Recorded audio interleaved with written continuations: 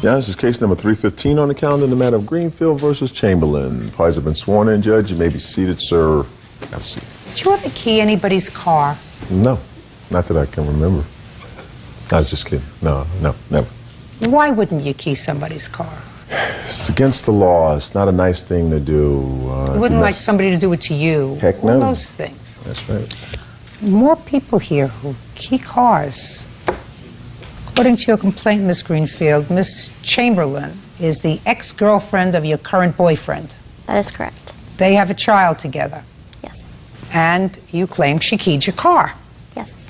And Miss Chamberlain said, absolutely not. She did not do anything of the sort. So when do you claim she keyed your car? 1:15 in the morning on June 11th. Where were you? I was at my house. Where was your car?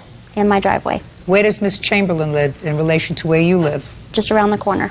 What makes you believe that Miss Chamberlain damaged your car? I saw her do it. She left me a voicemail about 11:40 in the evening. She also left a note on my car. I'd like to see the note that she left on your car. And I'd like to hear the voicemail as well. Did you leave a voicemail on her machine? Not that I recall. No, ma'am. Try. Did you leave a voicemail on her machine? No. Okay.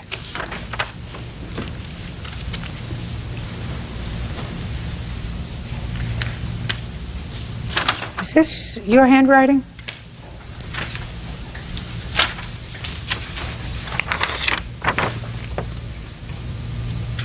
Yes, ma'am.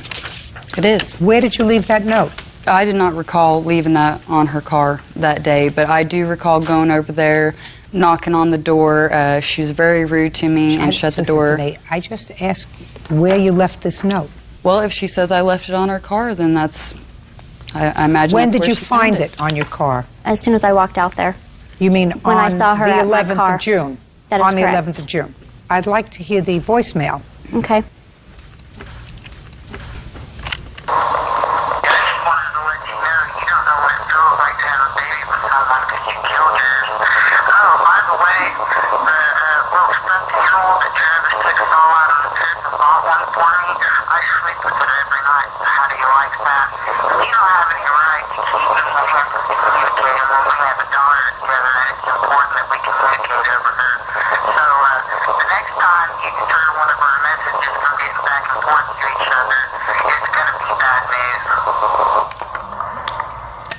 Okay, so tell me what you observed on the 11th of June.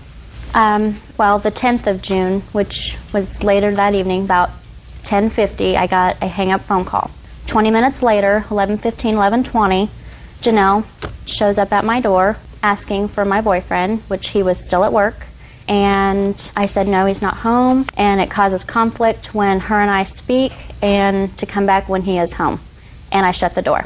And 11:40, she leaves the voicemail message on my cell phone, and 1:15 in the morning, I see her put an egg on my car and key it.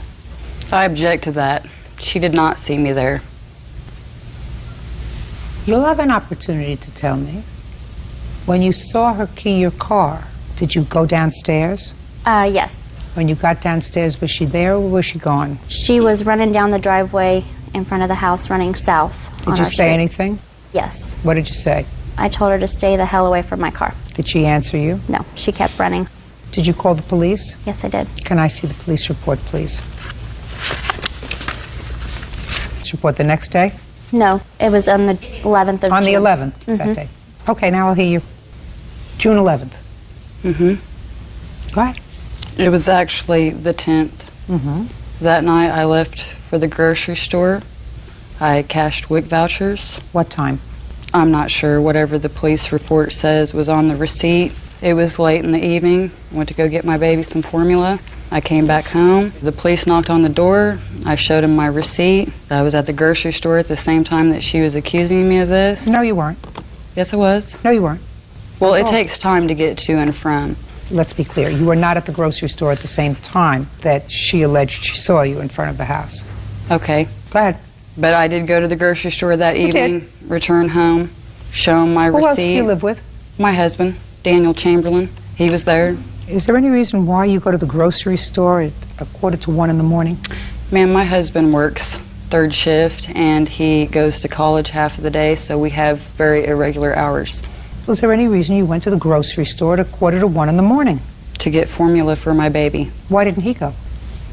It wasn't necessary. He needed to stay at home with the children. How many children do you have? I have 4. Go ahead. That's what I did. I went to the grocery store that night. Well, at what point did you call her on the telephone and leave that message? It's very emotional.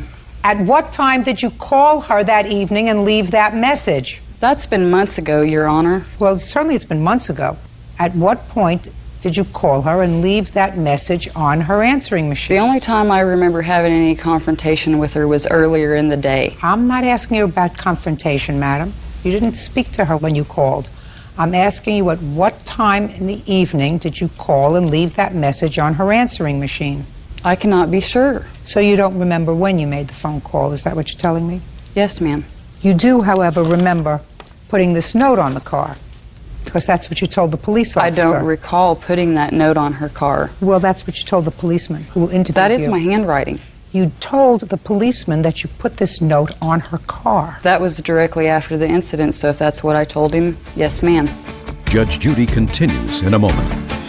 What the police officer found is that the bags that you showed them to explain that you were in the store, that despite the fact that it was raining very, very hard that evening, the bags were miraculously dry. And later today, I heard some commotion upstairs. We heard some screaming outside. My wife was screaming hysterically and my son, and I called up. I said, "What's going on?" And she said, "Pit bull attack." Greenfield says her boyfriend's ex, Janelle Chamberlain, keyed her car in the middle of the night. Janelle says it wasn't her. Okay, can I see your estimate to fix the damage on your car, please? Just because I left a note on her car does not mean that I keyed it. You have photographs of the car? Yes, I do. I'd like to see them, please.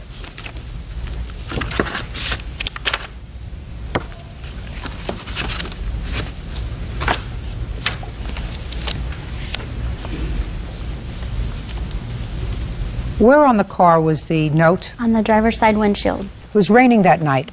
I know. I retrieved it as soon as she left it there. So you went out immediately? Yes. Right. Because clearly the police who observed the note, this is just a copy No, of it. because The that police note was left earlier in the day, not that night when it was raining. I'm speaking. Yes, ma'am. Police officer observed the note. The police officer described its condition. It was, in fact, wet. And what the police officer found is that the bags that you showed them to explain that you were in the store immediately prior, so that they took the bags and looked at them, noticed that despite the fact that it was raining very, very hard that evening, the bags that you got from the store were miraculously dry, according to the police report. There are other ways to dealing with problems. I didn't key her car. I believe you did. Well, you're right. my judgment. You have the right to believe Absolutely right. Judgment for the plaintiff in the amount of $700. That's all. Parties are excused. You may step out. I believe that she's totally wrong. Judge Judy's a good judge of character. This woman's trying to deface me. We've had problems from the beginning. I believe this will be a continuing matter. She's got issues. and now the next case. All parties in the matter of Brady Taylor versus Henderson. Step forward. Neil Brady Jr. and his girlfriend, Kiana Taylor, are suing their neighbor, dog rescuer Shauna Henderson, for damages from a dog attack. The couple says Shauna's pit bulls killed their Cocker Spaniel. Who is Brady? I am. Mr. Brady, Ms. Taylor, it is your claim that the defendant's dogs, and she has pit bulls, Correct. got loose and attacked your dog, which was on your property. Yeah. Your dog was a pregnant Cocker Spaniel? Springer Spaniel. Springer Spaniel, and the dog was killed. All right. You want Ms. Henderson to compensate you for your vet bills, Correct. for the value of your dog, and for a certain amount of pain and suffering. All right. Lots of companionship. And Ms. Henderson, I'm reading between the lines, says that while it's true that her child accidentally let the dog out, Yes. there is no proof that it was her dogs that killed your dog, and that the amount that you are requesting from her seemed to change periodically. I'm not really sure of what your defense is. Okay. But I have a couple of questions for you. You read the newspaper? No. Ever? Probably twice the past year. Well, first of all, that would be a big problem. You have children? Yes. How many? 2. How old are they? They're 2 and 3.5. Who takes care of them while you're away? Their father, my husband. You live together? Yes. Who works? We both do. When you're working, Who takes care of the children? We don't work at the same time. How many pit bulls do you have? They're actually not pit bulls. What are they? They're American Bulldog mixes. This is their license paper showing that they're You not. have pictures of them? Yes. I'd like to see them. Are they pit bull mix? They're mixes. They're American Bulldog mixes, Your Honor. Well, they both have a lot of pit bull in them. They're mixes. Did you hear what I said? Yes. All right. So, if you read the newspaper, the reason I'm asking you this question is, I would have said to you, you appear to be an intelligent woman. I'm not certain that you're an intelligent woman. But just yesterday, a woman who had a dog, pit bull, that she raised from a puppy, for no reason, turned on her. For no reason. And chewed off half of her face. Now, that's not the first time that that's happened with this breed of dog, and I'm not condemning this breed of dog. I don't know. I've never owned this breed of dog. I'm just talking to you from a layperson's perspective. So if I were the mother of 2 children, and you know that certain breeds of dog, very large ones, especially ones with the jaw configuration of a pit bull, because once a pit bull grabs hold, because of the way their jaw is configured, I gather, and I've had a lot of pit bull cases, once they grab hold, you can't get them unhooked. Very hard to get them unhooked. Right. So they cause more damage than your standard fair dog if they turn on you. That be a fair statement, Miss Henderson? Sure. I wouldn't know why the mother of 2 babies would keep a dog that had that potential if they decided to turn. If a 2-year-old, for some reason, took a stick and poked the dog with the stick so that the dog turned on them, which a 2-year-old can do. Listen, I have little tiny dogs, and I have grandchildren. And I watch those dogs around those grandchildren because the grandchildren can go over, not in, poke them in the eye, you pull the fur. And that's the way a dog responds. Dog turns around and gives a nip. Well, there's a difference in a little dog giving your kid a nip and a dog that grabs onto your face and rips it apart. Neil Brady Jr. and his girlfriend Kiana Taylor claim neighbor Shauna Henderson owes for the death of their Cocker Spaniel. The couple says the animal was killed by Shauna's pit bulls. Tell me what happened with your dog. One evening we were in the house and we heard some screaming outside. I wasn't quite sure what it was until a neighbor knocked on the door and let me know my dog was attacked. Were you the neighbor? Yes. Could you step up, please? Tell me your name.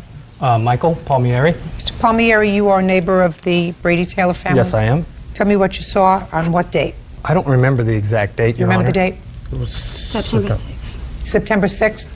Yes, it Okay. was. Go ahead. Absolutely. I heard some commotion upstairs. My wife was screaming hysterically and my son, and I called up. I said, "What's going on?" And she said, "Pit bull attack." And I just ran out of the door. I had only my boxers on. I had nothing else on. I have a small child.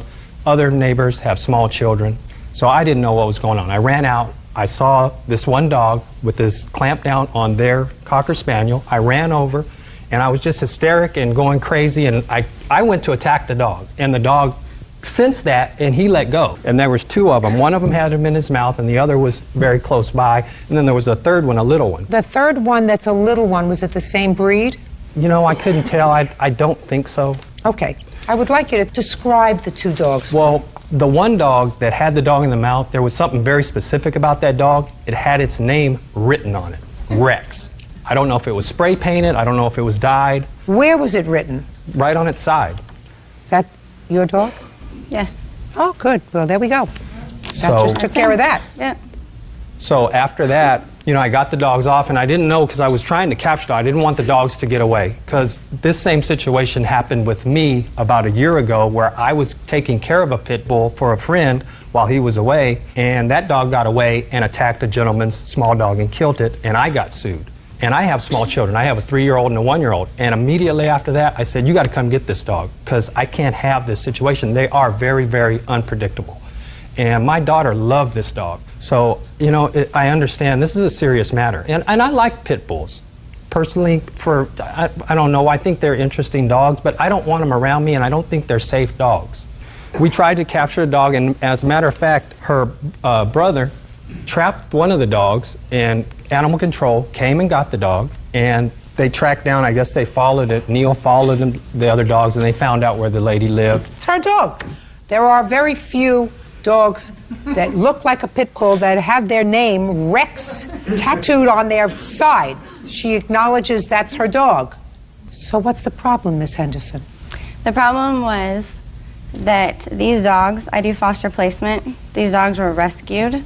So they've been through 3 temperament testings. They've been around 5-pound chihuahuas all the way up to 100-pound dogs. So not only have they, like you're disclosing about the personality of a pit bull, which I'm not discrediting. Miss Henderson, rescue dogs usually need to be rescued because they've been abandoned by their owner. Sometimes the owner is not a nice person. Sometimes the owner says, I can't handle this dog. Sometimes rescue dogs have been abused. That would make them even more unpredictable. Not true. I want you to just, listen, they're your children. You got a husband, you're supposed to take care of your children, you're supposed to protect them. I've said what I had to say. 10 million people have heard me say it to you. If, God forbid, something happens to one of your children, do you know how awful you're going to feel? I don't live alone with the dog. I'm just telling you, if, God forbid, something terrible happens to one of your children, you've been now warned, laid out in front of 10 million people. Do you know that you will never in your life recover? Not only won't your children recover, but you will never in your life recover.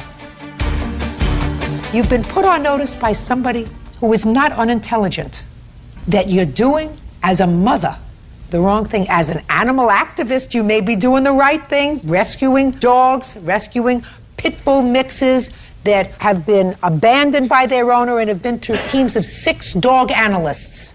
I'm telling you, as a mother, you're exposing your children to unnecessary risk and yourself to a lifetime of misery, because if, God forbid, one of these dogs turns on you, like it did turn on this lady in California yesterday, and eats off their face, you will never recover. So should all those dogs be put to sleep then? Listen to me. I'm not talking about all those dogs. I'm talking about you. I understand. I'm talking about you, who has a 2-year-old and a 3-year-old. I'm talking about somebody who's supposed to not only look good, madam, but be marginally intelligent before you have children. Judgment for the plaintiff in the amount of $3,000. Nothing that I say is going to get through, that's all. Parties are excused. You may stay. Progressively, our relationship just got worse. She lost her son, but kept the child support. He told me to spend every single dime of child support. You do not deny the fact that he overpaid. I knew that it was an overpayment. No, if you knew it was an overpayment, you did the wrong thing. Judge Judy. You should have sent it back as soon as you got it. That's what you should have done. You are about to enter the courtroom of Judge Judy Sheindlin. The people are real. The cases are real. The rulings are final. This is Judge Judy. Brian McClure and his son, 16-year-old Camden, are suing Camden's mother, Gay McClure, for the return of child support, the cost of car parts, and for stealing money from a savings account. Yes, case number 292 on the calendar in the matter of McClure versus McClure. Parties have been sworn in, Judge. You may be seated. Why don't you sit down, young man? Mr. McClure, this is your former wife. Yes, Your Honor. And this is your son. Yes, Your Honor. That you had together. Correct. You have one child together? Yes, only one. And how long are you divorced, Mr. McClure? Approximately a year and a half. When you were divorced, where did your son live? Initially lived with my wife. For how long? Approximately 2 years. Okay, and then came to live with you? Yes, as of the end of July of this year. Both you and your son are plaintiffs in this case. I'm going to hear from you first, and then your son and I are going to have a discussion. Your son came to you in July. You were under a court order for support. The support order was for how much a month? $677 a month. Your suit claims that that money was taken out of your salary for the month that your son was with you, and so therefore you've overpaid child support. Correct, until we could get the paperwork in on the modified divorce order. Mrs. McClure, you do not deny the fact that he overpaid the $677 for that month. No, ma'am. So what's the issue? Why don't you return it? He had continually told me that I was to spend every single dime of child support on Camden. That's not true. And Shh. She's giving me her reason. I just did.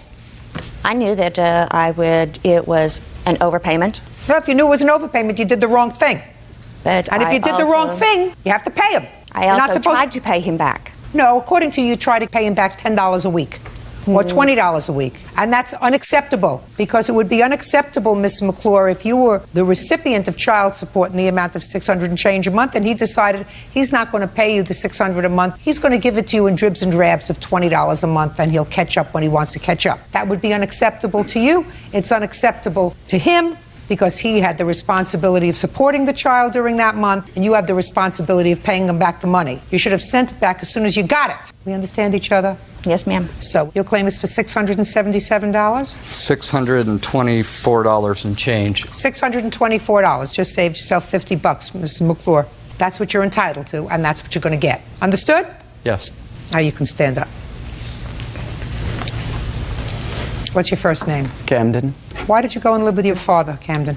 The living experience with my mother wasn't a very likely. How old are you? 16. So you lived with your mother for 16 years. You mean all of a sudden it became an unpleasant experience? Yes. In what regard, sir? I wanted to spend more time with my father, so I was wanting to go live with him. That's perfectly acceptable. Then when I informed her of it, progressively our relationship just got worse. Well, that's unfortunate. But your desire to go to live with your father, according to you, was just because you wanted to spend more time with your father. Is that right? Yes. You have a problem with that, Mrs. McClure? Only for the fact that several months before that, we had discussed him going to live with Brian, and he said that he did not want to under any circumstances, and he actually wanted me to promise to him that if Brian sued for custody, that I would not go along with it, I would go to court. Changed his mind.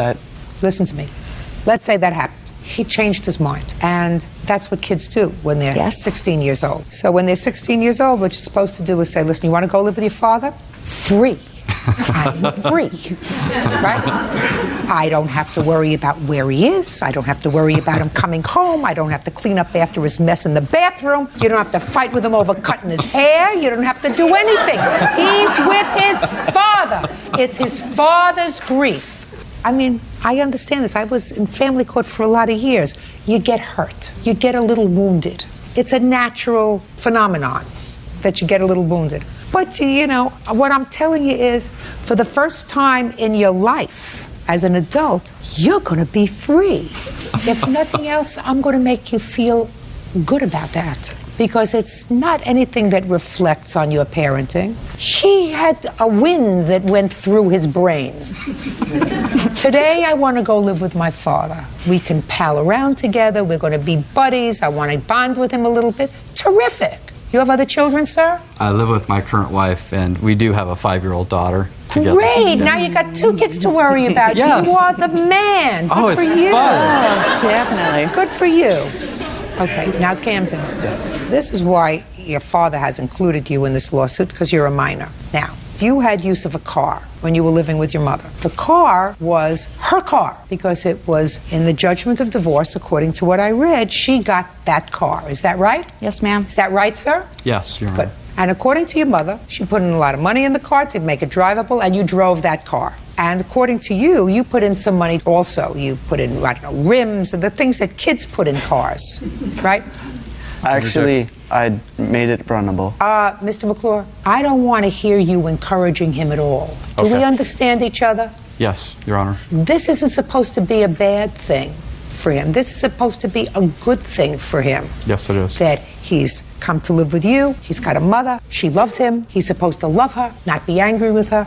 I'm a little angry with you for including him in this lawsuit, for even permitting it to go forward without saying to him, Camden, you're wrong. This is your mom's car. I got a car when we got a divorce. She got a car when we got a divorce. This is her car. It's not your car. That's what you should have done.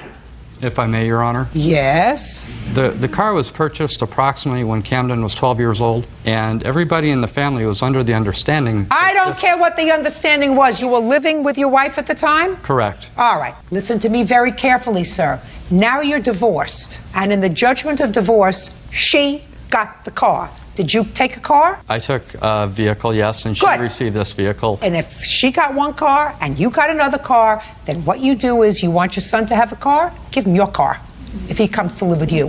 He does. Don't say to him, that was your car. Everybody understood it was going to be your car when you turned 16. That's How correct, many Your cars Honor. did you give her? 2 cars or 1? 2?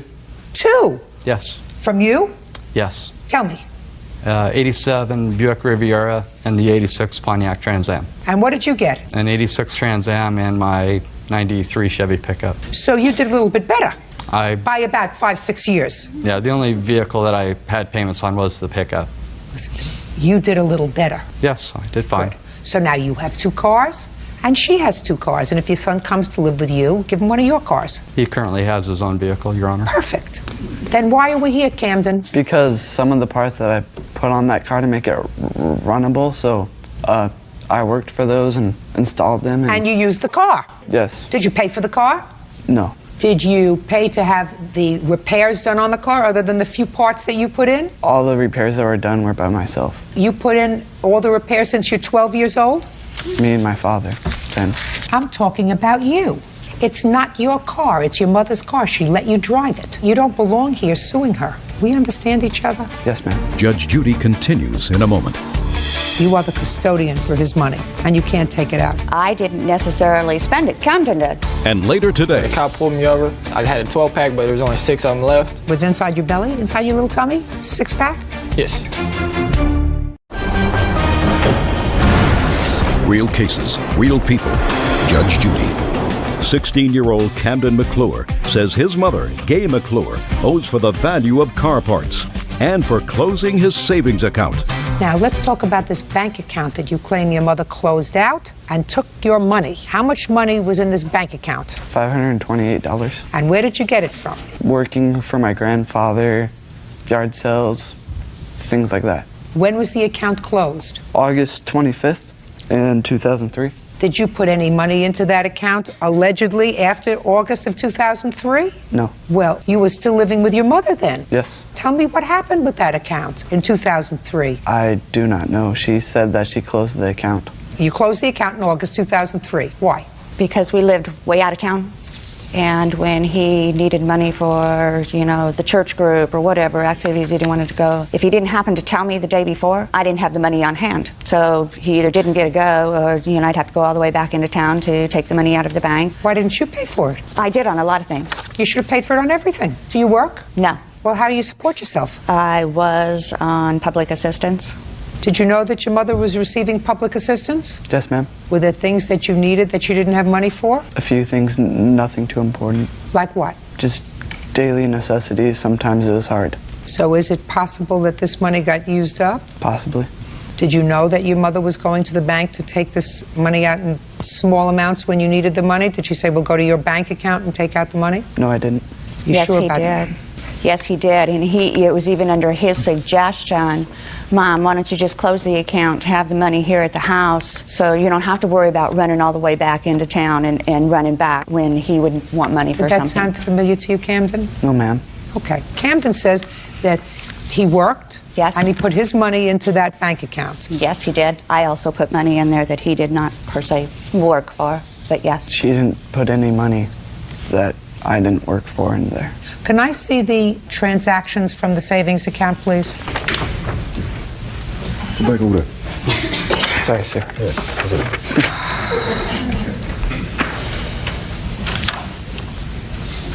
Okay. This money was originally opened with $300. The only money that was put in was $227 after your mother put it in. So, Camden, my question to you is it possible, sir, that that's the extent of the money that you put in this account? $227? That bank was opened here in Boise, and most of the money I made was when we still lived in Twin Falls. So that's why there's a $300 deposit. Well, that's the beginning balance. Yes. Okay. All right, Miss McClure, let me tell you this. There's no question that this car is your car. I'm dismissing that part of your son's lawsuit that deals with that car. I do, however, think that he has a legitimate complaint with regard to the savings account that was in his name, where he put his money. This is his money. You are the custodian for his money, and you can't take it out and spend it unless you're prepared to show me exactly what you spent it on. I didn't necessarily spend it. Camden did. All right. On your lawsuit, sir, I am awarding you the $528.85 for the money that's in the account. I hope that that satisfies you. I want you to be a smart boy. Thank you. Just because you decided to live with your father doesn't mean that you don't have a mother anymore. I've already explained to her that she should be the second happiest person in this room today because she has a little bit of freedom, and she should use that to get herself together, to get a job, to start taking care of herself, which she clearly hasn't done in a very long time. That's her responsibility. She doesn't have any children at home. She doesn't have any reason why she can't get a job and work. I have one. Well, it's been a long time coming. It is time now for you to take care of yourself and nobody else to take care of you. You owe your former husband $624 and your son $528. Thank you. That's all. Parties are excused. You may step out. I love him very much. I always will, no matter what he says or does. That's just the way it is. I just thought, you know, fair is fair. You know, you should at least try to straighten things out. And as far as Camden and I are concerned, that's only up to Camden. I'm not sure. That's for time to be told. And now the next case. All parties in the matter of Thomas McMillan versus Chris Lee. Step forward, please. Tricia Thomas and her fiancé Wesley McMillan are suing former friend Billy Chrisley for causing them to be ticketed for the possession of marijuana. According to what I read, you were traveling in 2 cars, leaving Texas on your way to Arkansas because of Hurricane Rita. Yes, ma'am.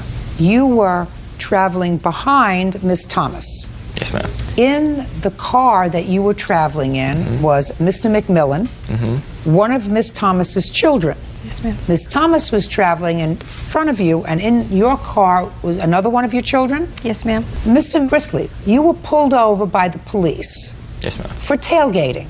Yes, ma'am. What did the policeman say to you? Well, he pulled me over for tailgating. That's what he told me he pulled me over for. In what state were you when you In got Oklahoma. pulled? Oklahoma. We were on our way back. Go ahead. So he pulled us over. He asked me for my license, registration, all that for the car. And I told him I didn't have my license, and I just got the car, so I didn't have no insurance, no registration, no nothing on it, because I just got it. But what about your license? It was expired, and I still had to leave to go to Arkansas, and I just drove back, you know. Could we move on, please? What else did the police officer say to you? So he ran my record and everything else. Then he asked me if I had anything, and I told him yes. And so he went back to well, you said yes, and he said, what? No, we just went back to my car. I gave him what I had. Well, what did you have? I just had maybe a joint and a half. Of marijuana? Yes, ma'am. Where did you have it? In my center console. Where'd you get it from? I brought it from home. Had you used it while you were in Arkansas? Yes, ma'am. And you only had a little bit left? Yes, ma'am. Anyway, so now, against that backdrop, Officer Bird, the police officer gave him a ticket and also gave Mr. McMillan a ticket because under the laws in the state of Oklahoma, if there's marijuana or drugs in the car, everybody's responsible. So everybody gets a ticket. So Mr. McMillan got a ticket, and Miss Thomas over here had to pay the ticket, or else she was leaving Mr. McMillan in Oklahoma. And she wanted him home because it looks to me as if you're expecting. Yes, ma'am. How wonderful.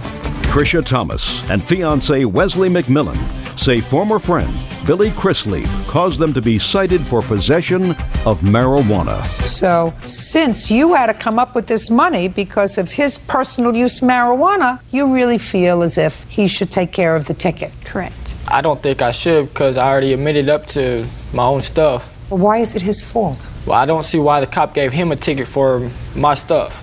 I already gave it to him. Because that's the law in Oklahoma. I haven't seen that law, but I must assume in Oklahoma, if you are an adult and you are apprehended or stopped in a car and there is contraband, you know what that is? You know, bad stuff, yeah. Contraband? Yes, ma'am. Everybody in the car is responsible.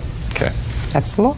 So your suggestion that he sue the cop really doesn't make sense. Now, if you said to me, look, he shared the marijuana with me, he smoked the marijuana in Arkansas, he knew it was there because we both used it together. Well, we did. Did you? Yes, ma'am. Ooh, where did you do that? While we were up there.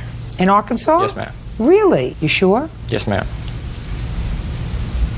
Go ahead, Mr. McMillan. No, ma'am. No, ma'am. I've been clean from every drug and alcohol for over 6 months and still going. Well, sometimes there's a little bit of stress, Mr. McMillan, when you're escaping a hurricane. Nope. Because of the stress, he started smoking cigarettes again. That was it. Where were you in Arkansas, sir, when he was smoking this marijuana with you? We were at the person's house that we were staying at. We just walked around the woods. No, ma'am. The only time that me and Mr. Chrisley ever took a walk. We went to the woods. There was nothing ever done. We ran down the side of a mountain and came back up, and that was it. Now, when was your license suspended? It was suspended in about, I think, 2002. For what? My dad gave me the keys to his truck so to give back to my mom. And when the cop pulled me over, they searched me, and all I had in there was, I had a 12-pack, but there was only 6 of them left. But when they searched the truck, they found a little baby roach that was in a film case that was in the truck, which I didn't know was there. More drugs and alcohol. Well, the alcohol was mine. Was it inside your belly, inside your little tummy? 6-pack? Yes. So you lost your license because of drugs and alcohol? No, it was just the drugs. They didn't charge me with the alcohol. Just the drugs. How'd you come up with the $940 to pay your ticket? My ticket was $1,261. Well, how'd you come up with $1,261 I had to borrow it from my mom, and I'm still paying her back. They had to use their house note to pay for that fine. And by the time it added all up, it was $1,343. You want to know something? Yes, ma'am. I believe him. I believe that Mr. McMillan knew that he had marijuana. I didn't know he had it in the car. I know you didn't, but Mr. McMillan did, and I believe he used it with him. Now, that certainly would indicate to me that he bore some responsibility for this marijuana being in the car. So I suggest you get your money from him. And while the defendant acknowledges that this was his marijuana, everything else he's told me, I believe. He's not making up this stuff because he's certainly not making himself look too good, right? You understand that I don't think you look like a model citizen. Which I know I'm not. We know you're not. Yes, ma'am. But I believe you when you say that he was smoking marijuana with you in Arkansas. You are telling me the truth, aren't you, sir? I believe you. So that being the case, Mr. McMillan, you pay your own ticket, and I suggest you reimburse your fiancé for the ticket. You knew the stuff was there. You enjoyed it while you were in Arkansas. You got to pay the piper. Case dismissed. That's all. Parties are excused. You may step out. Now, this is case number 293 on the calendar in the matter of Heater versus Titus. Parties have been sworn in. You may be seated. Sir, have a seat. Mr. Heater, the defendant used to be your girlfriend. Yes. And according to your complaint, she had you falsely arrested for domestic violence. Correct. Ms. Titus says that she did call the police. She had you arrested for domestic violence, and that's because you hit her. Correct? Yes. This incident happened on what date? July 28th. Now, Ms. Titus, I am correct that at one point in your relationship, you found yourself pregnant. Mm-hmm. And you told Mr. Heater that he was the father of this baby and that you miscarried. Is that what happened?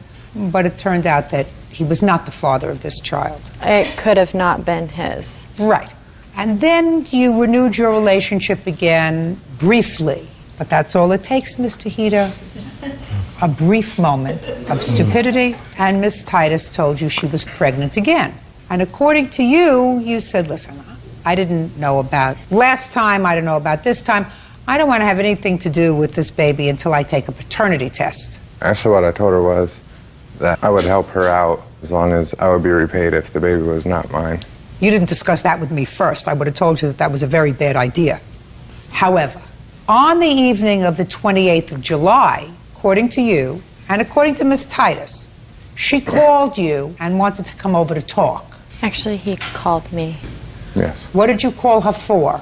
I thought that she had a doctor's appointment regarding the baby the previous day, and I just called to see how it went. And what did Miss Titus tell you? She said that I was wrong about the date, that I believe it was the next day, and that she would like to come over and speak to me. And I said, I don't think that's a good idea. We speak face-to-face, that we should speak over the phone. And she said that she didn't want to speak over the phone. So Mr. Heater told you not to come over.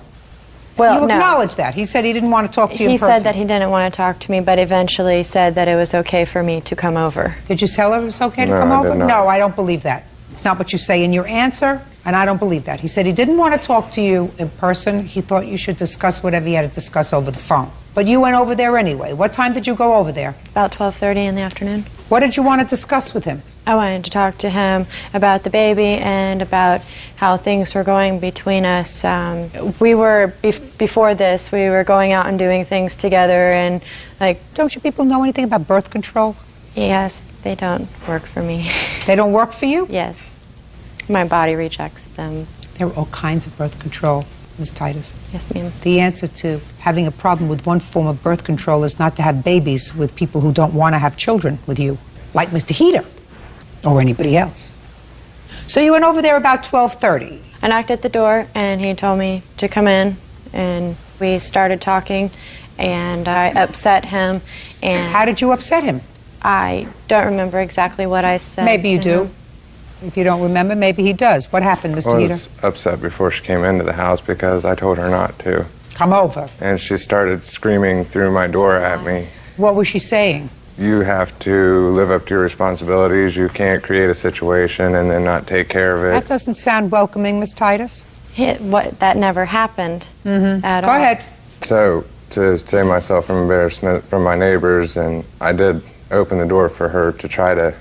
So you let her in? Yeah. And what happened when she came inside? It just continued on the same thing in there. You have to take care of this. And, you know, I was trying to tell her I'm doing the best I can with this. I don't really know how to deal with this situation. Everything's so bad.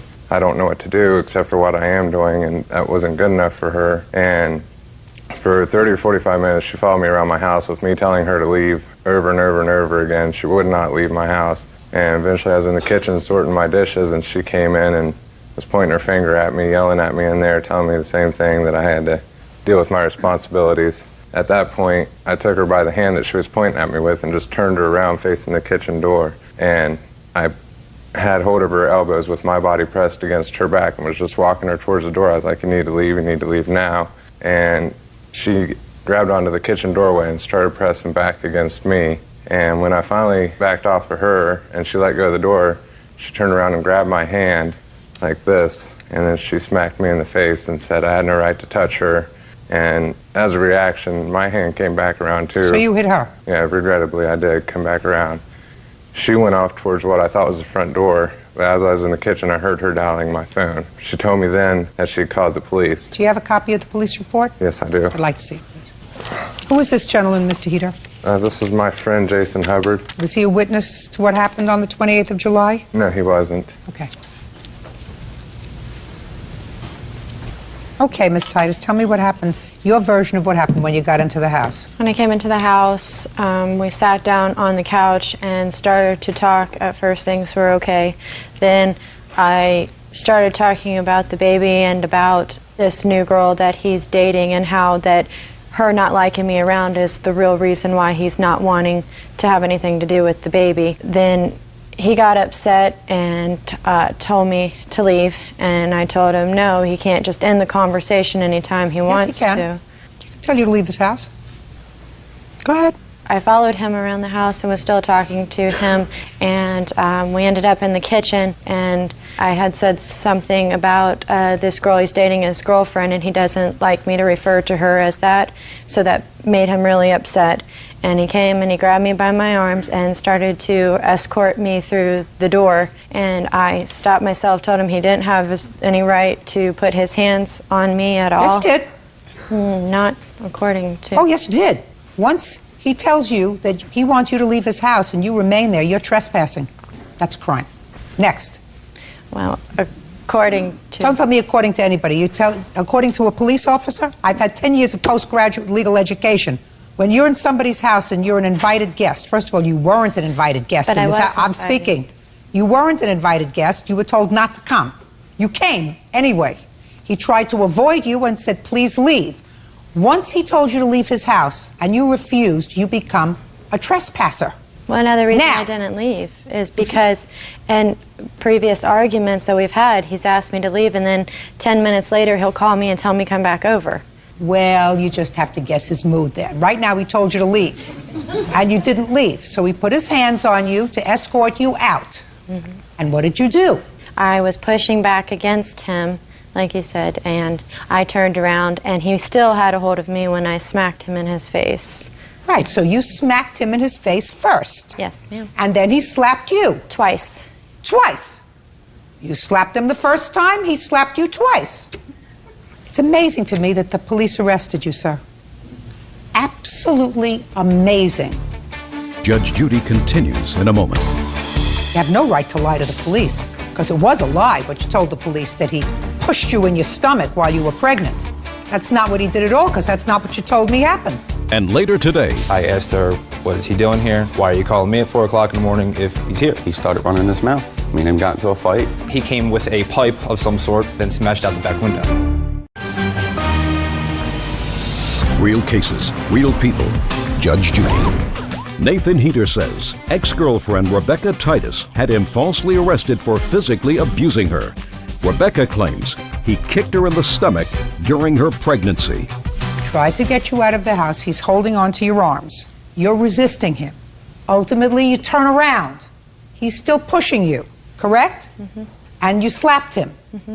He slapped you then twice. Mm-hmm. Where did he slap you? In the face? In the face. And then he let go of you when you called the police. Mm-hmm. And you are there because you are pregnant. Yes. And you're concerned about the welfare of your baby. Yes. And that is the primary thing that you're concerned about, the welfare of your baby. Yes. So let me tell you what you told the police. Titus said that the defendant grabbed her by the arms and began to drag her out of his house, physically trying to remove her from the residence. She advised that she is pregnant with his child and that he pushed on her stomach. Was that meant to get the police really angry at him? Pregnant, he pushed on your stomach? You're full of baloney. And you had no right to have him arrested. And I'm amazed that they arrested him. He has a right to escort you out of his house if you refuse to leave. You hit him first. Did you hire a lawyer? No, I had a public defender. One of the things that I have to comment on is you're not too swift. If you're dating this girl and she tells you she's pregnant and it turns out it could have been you or somebody else, I wouldn't have had a wind through my head and then had intimate relations with her again, unprotected. Do we understand each other? Completely. Ms. Titus, you have to learn that domestic violence is a very serious crime. Just because you're a woman doesn't mean that you have a right to hit somebody and not expect to be hit back. And you have no right to lie to the police, because it was a lie what you told the police that he pushed you in your stomach while you were pregnant. That's not what he did at all, because that's not what you told me happened. Judgment for the plaintiff in the amount of $1,500. That's all. Parties are excused. You may step out. I'm glad that somebody let her know that there are consequences for her actions. I want him to be a father to the child, and pending a paternity test, I think that he will be there. Careful who you fall in love with. And now the next case. All parties in the matter of Foster versus Green. Step forward. 23-year-old Nick Foster is suing his ex-girlfriend's current boyfriend, 25-year-old Derek Green, for smashing his car windows with a pipe. Derek claims Nick tried to run him over. Where's the girlfriend? She didn't want to come. She couldn't make it because of work. Didn't want to come sounds like a better answer. Probably. Mr. Foster, the defendant is your ex-girlfriend's current boyfriend? Yes. At the time, yeah. And according to your complaint, one evening he was drunk and disorderly and damaged your car. Mr. Green says that he might have damaged your car, but that was because you tried to run him over. So why don't you tell me this story of intrigue? Basically, my ex-girlfriend, who I've been together with on and off for 5 years now, she called me over about 4 o'clock in the morning. Sure. Had you been sleeping when she called? Trying to, no. What were you doing? I was getting home from a night out. Was this a Saturday night? It was a Thursday night. So you were just coming in at 4 o'clock in the morning? No, I was home probably about 2 o'clock, but she called me at 4 o'clock. And you figured this is too good to pass up? I'm going over. Yep. Had you been drinking? Earlier that night, yes. And what happened when you got to her house? I stayed over there for about hour and a half, and decided to leave. Who does she live with? She lives with her mother and her father. How did she get you into the house? The front door. What happened when you left? Her father was awake, so I decided to go out the back door. That's where I saw the defendant passed out in the backyard. What were you doing in the backyard passed out, Mr. Green? I was passed out there because my girlfriend had left with my buddy's girlfriend to go to the store to get cigarettes. I passed out. I wake up. He's chasing my girlfriend around. You're getting ahead of yourself, sir. I'm asking the questions. Nick Foster says his ex-girlfriend's current boyfriend, Derek Green, vandalized his car with a pipe. Derek claims Nick is stalking him and his girlfriend. Where were you earlier in the evening of the 8th of September? We were at the bar drinking, me and Jacqueline. Jackie's the girlfriend? Yes. How did you get to her house? Her car. Who drove? I did. You drove the car drunk? Yes. And when you got there, she told you couldn't come in? No, I was outside smoking a cigarette. I was not allowed to smoke in the house. And you just fell asleep? Yes. Passed out? Mm-hmm. You were awakened at about what time? Around 4 o'clock in the morning. And tell me what you sort of remember. So I remember seeing him chasing my girlfriend around the back patio. He ran out the back door and through the back gate. So he went out the back door? Yeah, after he had went in the back door. He went out. No, you didn't see him go in. I seen him No, running, no, chasing you my don't girlfriend. listen to me. All right. Mr. Green, Mm-hmm. let's get it together, sir. All right, I'm getting it together. You didn't see him go in, correct? Yeah. But you saw him come out. Yes. You don't know what time he went in. I don't really know what went on, to tell you the When truth. you were in the house with your ex-girlfriend and the father woke up, was he angry? He was upstairs.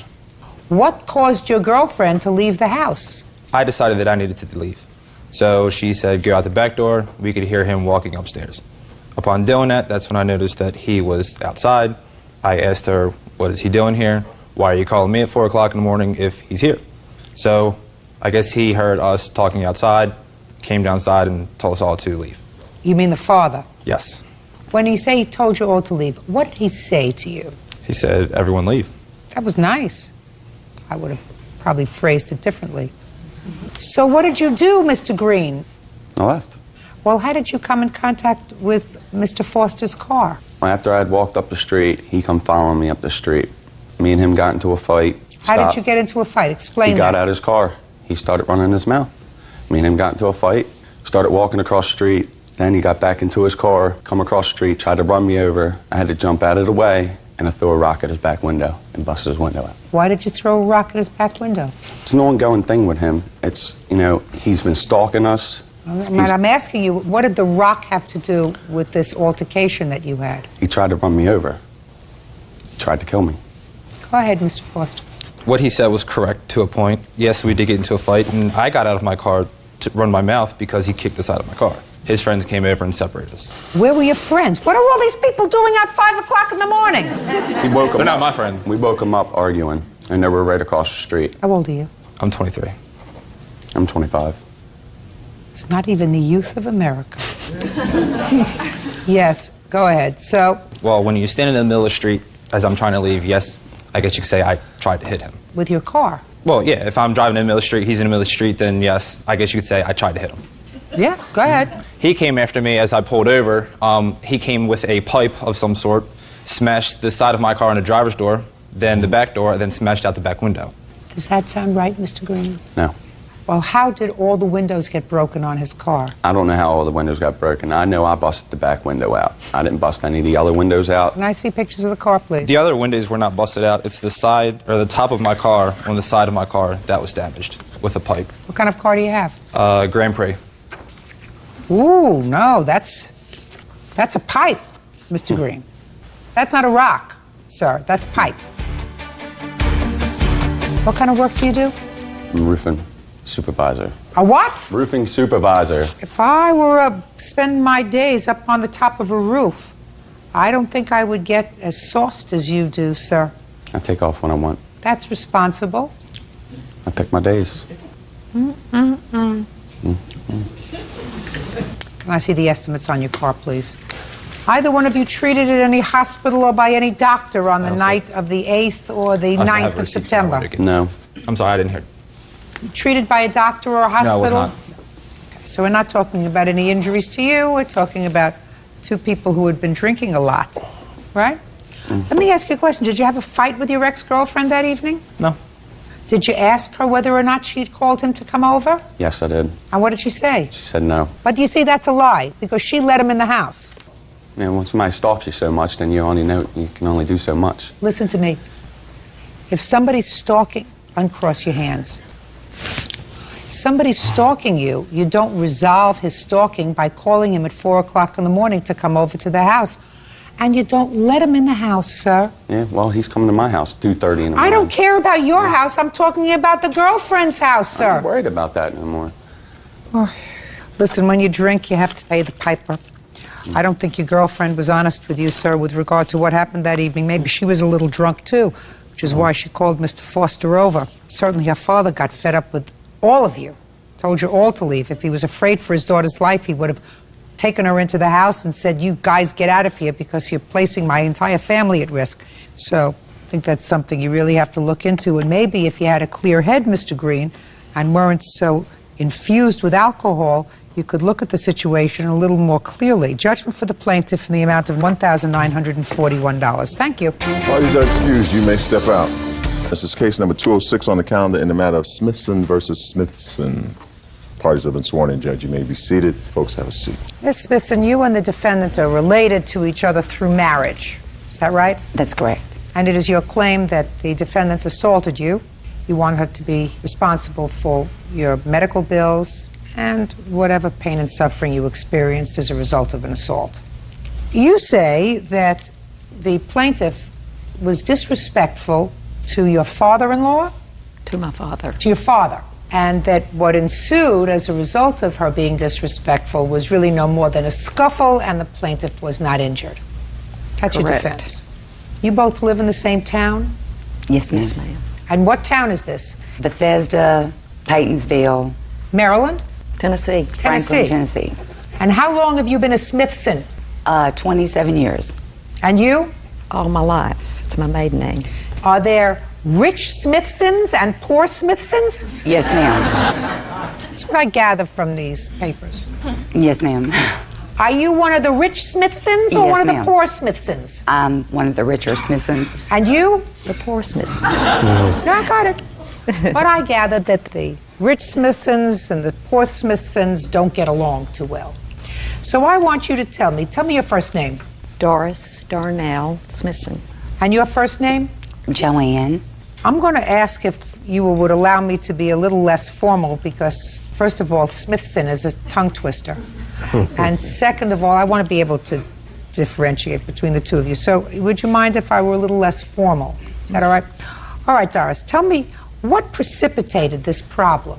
I want you to explain to me. Well, at the what happened. time, I really didn't know there was a problem. You know, there's always been harassment in the family ever since she's been in it, actually. But we've always got along with her because of my father's 92-year-old brother. Okay. Now, your father's brother Lives is with her father-in-law. Yes, ma'am. And it actually was me and her husband that actually had the argument. Okay. Just tell me what precipitated the argument. Okay, There was a sale of property. Yes, An estate sale. Estate sale. And it was the estate sale of your father-in-law who was selling off personal property. Yes, ma'am. Is that so far right? Yes, ma'am. Go ahead. Well, you know, I go up there in good nature. We talk good. I talked with Joanne. I talked with Sam Jr. about stuff that they still had to sell. And I asked them if they had any more of Mammy's stuff, you know, my grandmother's. And they said no. Then they were talking about a lamp that my father wanted. I have no idea about this oil lamp she's talking about. And I said, well, what kind of oil lamp is it he's wanting? And maybe I can get him one. And then Sam Jr. starts coming out discussing. Sam Jr. is her husband. Her husband. Okay. See, so this was really mine and Sam Jr.'s argument. Okay. You and her husband got into an argument. Me and her over husband this, got in an argument. over this missing oil lamp. Yeah. Keep going. Okay. So he starts just fussing and just really getting mad, and I'm just calm. I'm like, well, okay, that's fine. You know, you've always been the greedy one in the family, and he always has. He's always been different from all of us. What day was this, Doris? Our fight was April the 16th, so it was the Saturday before that. It was the 10th. 10th of April. That was a week before this altercation Yes, that you ma'am. had with Joanne. Yes, ma'am. Go You know, ahead. so I left, and when I get home, he had called and said that my father went to their sale and left his lounge chairs. Him and my mother left their lounge chairs there. Did they purchase these chairs? No, it was their chairs that they gave took them to sit in at the auction. So the next day, my father goes up there to get these chairs, and she clobbers him, just literally clobbers him. Okay. Would you step up, please, sir? Your last name is? Smithson. Mr. Smithson. Tell me what happened when you went to get your chairs. When we didn't get the chair, it was on a Sunday. So I called Joanne and I asked, I said, we left 2 chairs up there. Did somebody get them or they're still there? She said, they're sitting out there in front of the barn. So I said, I'll be up there in the morning, which had been Monday morning, so I'll be up there around 9:30 or 10 to get them. She said, that'd be fine. So about 9:30, I went up there. I stopped right in front of the trailer at the parking place. And when I got out, my brother was sitting on the porch. And she come out, and that's when she started shaking her finger at me, cussing. And my brother got Well, up what high. did she say to you? She called me SB's, MF, you name it, she called it. But she had locked his chairs up in her trunk and wasn't going to let him have him. You're going to listen to me. You tell Darnell. You listen to me. You weren't listening to me. Doris, you weren't there. And your father is doing just fine. But finally she come off my porch and I said, Joanne, where my chair that? She said, well, you gonna listen to me first. I said, no, I didn't come up here to argue with you. I said, I come get my chairs. So finally she got the chairs out of the car and rammed them up again and said, add these chairs. She said, let me tell you some others. We got the lamp, but the only way you get it be busted over your D head. And she said they're married, but Sam Jr. tell everybody they ain't married. So I don't know. Well, that's not for me to figure out right now. Yeah. Thank you, Mr. Smithson. Thank you you, may Your have Honor. a seat. What did you yell at him about? I did. Joanne, yes, you did. You did. I know you did. You know I know you did? Because I can tell when people are telling me the truth, and he's told me the truth. What were you yelling at him about? I didn't yell at him, Your Honor. He came up to the front porch. That's when I went outside. And then I said, I've got something I need to talk to you about. And I said, I don't want to hear any more about this oil lamp. Did you put the chairs in the trunk of your car? Yes, I did. Why? Because I was afraid that with these type of people we're dealing with, they could have said we stole them or anything. Listen, do you understand what I mean when I say to you that I can tell when people are lying to me, Miss Smithson? Yes, ma'am. Okay. You can tell by their body English, you can tell by their hesitation, you can tell by their shifting, you can tell. I can tell. That's my job. I've been doing it for 35 years.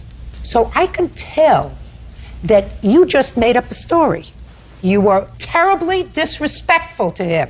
There was no reason for you to put his chairs in the trunk of your car. Absolutely none. Judge Judy continues in a moment. Darnell comes behind my car and opens up the door, and after that, I don't remember the hit. And later today, You're told that your daughter's lungs are bleeding because of this bird, and you keep the bird November, December, January, February, March, April, May. Where is your head? claims her husband's cousin, Doris Smithson, attacked her, slamming her face into the dashboard of a car. Doris claims Joanne is the family troublemaker. Now who are you? Amber. You're the one with the oil lamp. No. Where is the oil lamp? Well, the oil lamp that they're talking about, I have no idea what oil lamp they're talking about. Well, let's say any oil lamp, Amber. Let's start with any oil lamp, and I want you to be very clear on this, my dear. Okay. I can tell when your mother's lying, and I can tell when you're lying. Well. So, let's get to this. Do you live at home? No, I don't. You live in your own place? Yes, I do. Do you have an oil lamp in your No, I place? don't. Any oil lamp? No, I have no. Have you ever seen an oil lamp in your mother and father's house? I've seen several oil How lamps. many? 10, 12, maybe. Okay. Do you know of any ones that you've seen in your mother and father's home that belonged to your grandmother?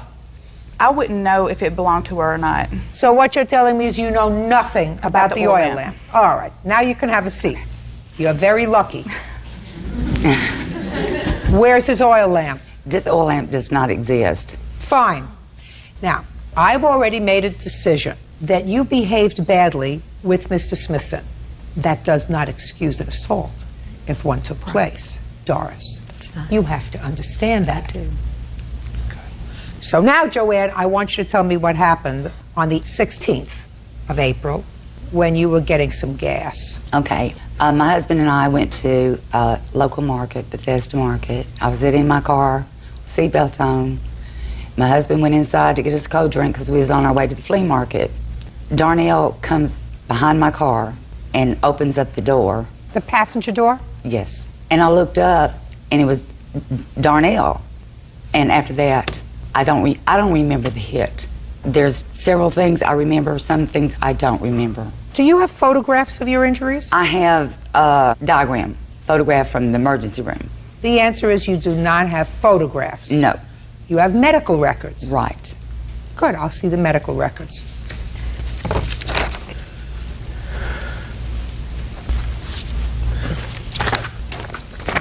Anybody have a police report?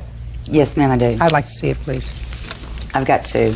The day of the assault and also the revenge assault against me over the lamp that I was cleared of. What? The same day, she and her father took out a revenge warrant against me over I never a heard of a lamp. revenge warrant. Well, it is. No, There's no such thing as a revenge warrant. Then what is They it? filed a complaint against you. Okay. The same day that the assault happened. Well, there is absolutely no issue as to whether you were assaulted or not. You were, in fact, assaulted. Also, I was. Shh. Okay.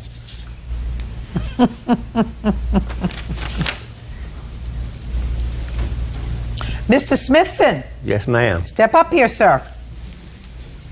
You filed a complaint with the police. I did not. Well, your daughter did.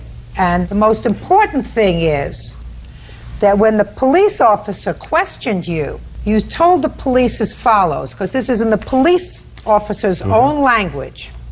Mr. Smithson, that's you, said that when he returned home, that he told his daughter Darnell about Joanne's actions and abusive language and remarks that were directed towards him, that you told your daughter.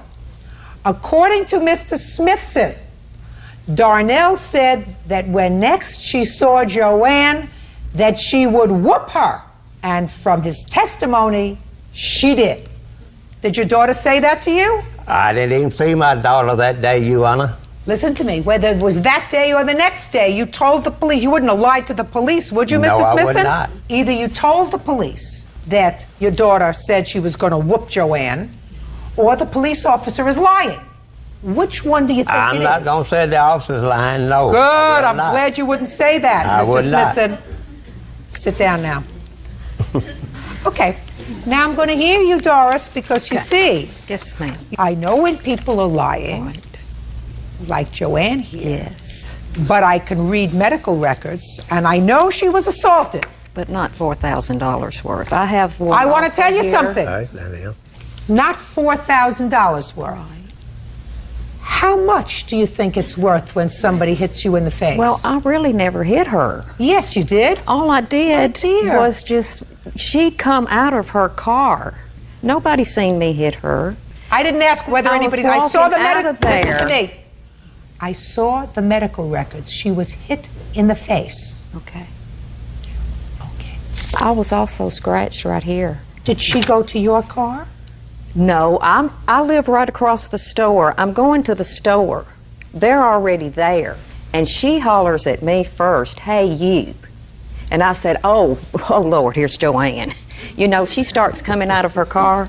I calmly just set her right back down in her seat. That's worth $4,000, madam. Well, Because it what could you're be. doing is fibbing to me. Joanne Smithson claims her husband's cousin, Doris Smithson, attacked her, slamming her face into the dashboard of a car. Doris claims Joanne is the family troublemaker. Doris, medical records don't lie. Diagrams of her injuries don't lie. Listen, pay careful attention. Because you were angry that your father was disrespected by Miss Big Mouth over here. Well, if she I'm was speaking. hurt. I'm speaking. Okay. Without any just cause. Because I do have a feeling that she's a troublemaker. I believe that. Yeah. Because I think that probably a lot of things that were sold, things that might have had sentimental value to both brothers, should have been, before you sell them to strangers, you say, listen, would you like something of Mom's? Would you like something that's been in the family for a long time? That's what decent people do, Joanne. And if you didn't do that, and if your husband didn't do that, that means you're not decent people. Do you understand? However, that doesn't mean you can put your hands on her. So, the fact that she disrespected your father, and the fact that you did say to him, next time I see her, I'm going to whoop her, the fact that you did it is going to cost you $4,000.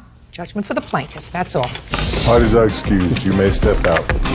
I run to her car. I jumped in there. I jumped on her and I grabbed her like that. And if she jumps on him again, I'll do it again. This is such a dysfunctional family. All of our families together, they're the only one that's out of the family. I don't even associate with these people. And now the next case. All parties in the matter of Smith versus Franks. Step forward. Amber Smith is suing her sister, Vanessa Franks, for selling her cockatoo and keeping the proceeds. Miss Smith, this is your sister. Yes, ma'am. All right, this case is not going to take long, Bird. Don't get comfortable, because I quite frankly don't understand what the defense is in this case. You sold your sister a bird, an exotic bird. What kind of bird was it? She was a Moluccan cockatoo. And you charged her how much for the bird? Only $700 for the bird in the cage, which is normally worth a lot more. Please. That's not complicated. You charged her $700. Yes. And she was going to pay you. Yes. Little bits. And she paid you some. How much did she pay you? She paid me $100 in November. And then she stopped making payments. Yes. Your sister says that you were supposed to come and get the bird because her daughter had some sort of an illness, that she couldn't be in the house with the bird. She told you to come and get the bird. You didn't come and get the bird, so she sold it. Yes, ma'am. And sold it for? $500. $500. And you took the $500 and you? Put it in the bank. That's my question, Miss Franks. If you sold the bird, yes, ma'am, why do you think you're entitled to sell the bird and keep the money instead of paying your sister for the bird?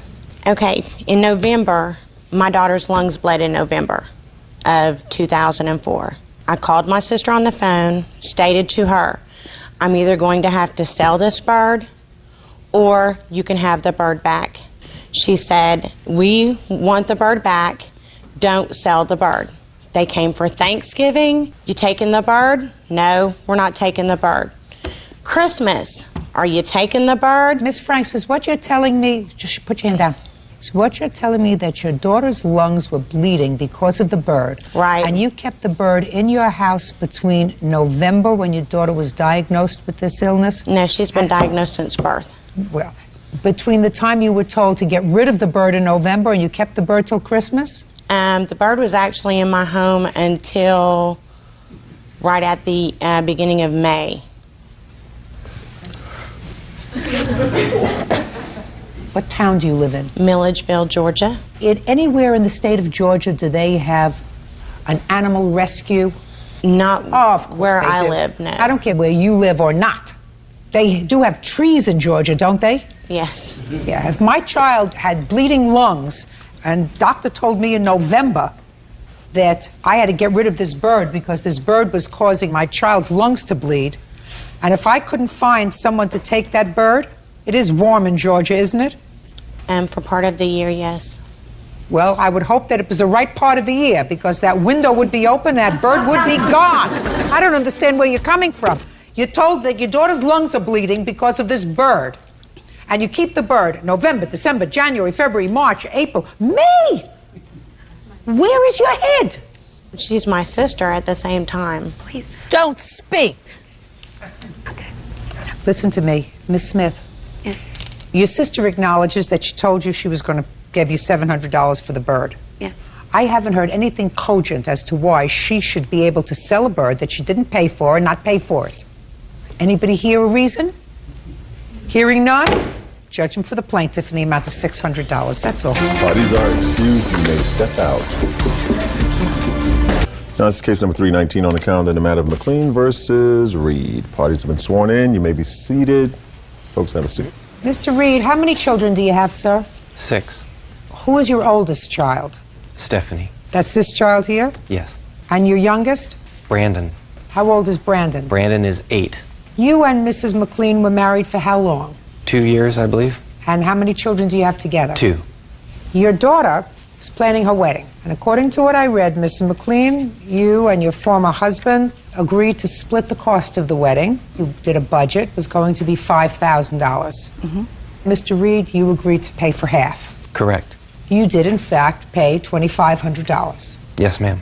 But the wedding went over budget, and you want him to pay half of the overage of $800. Yes. And Mr. Reed says, you went over budget, girls. That's your problem. I agreed to pay for half the wedding, which was budgeted at $5,000, and that's what I'm going to pay. I agree. Why did you go over budget? Well, the reason we had gone... John, listen.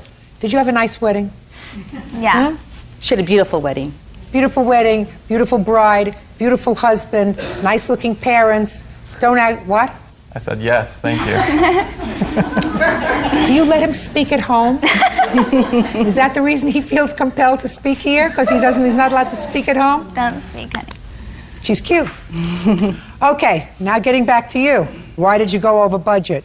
Well, the reason we had gone over budget was we had it at the reception at a place that cost a lot more money than we had anticipated. Now, when you realized that this was going to cost more than you anticipated, because you could have found a site that would have cost within the budget, but that's not what you really wanted, right? You wanted a different place. What did you do when you realized you were going over budget?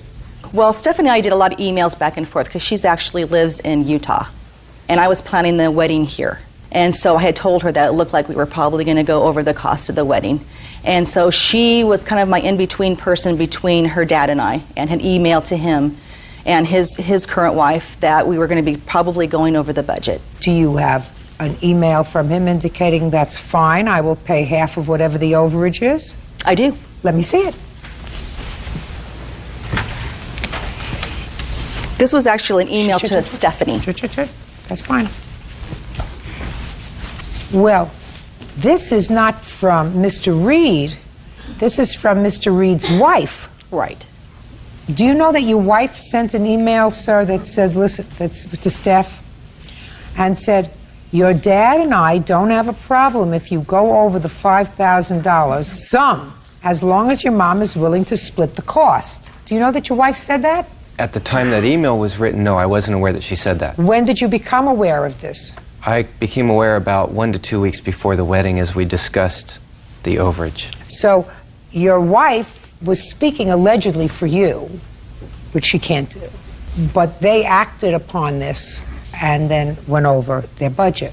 Do you understand? Yes. So it was really in good faith that your daughter went over the budget because she felt as if she was dealing with your wife, and your wife had the authority to say, okay, as long as mom splits the cost and as long as you're not going over too much. So when you found out, Mr. Reed, about this email, what did you do? Well, by the time I found out about the comment that my wife made, things had already become contentious because all along I had made it clear to Holly that I agreed to a certain amount. Not only that, in the beginning, Holly wanted to spend far less. I actually felt that we should spend more, and it was my suggestion to pay the $5,000. Then come Is that back. true?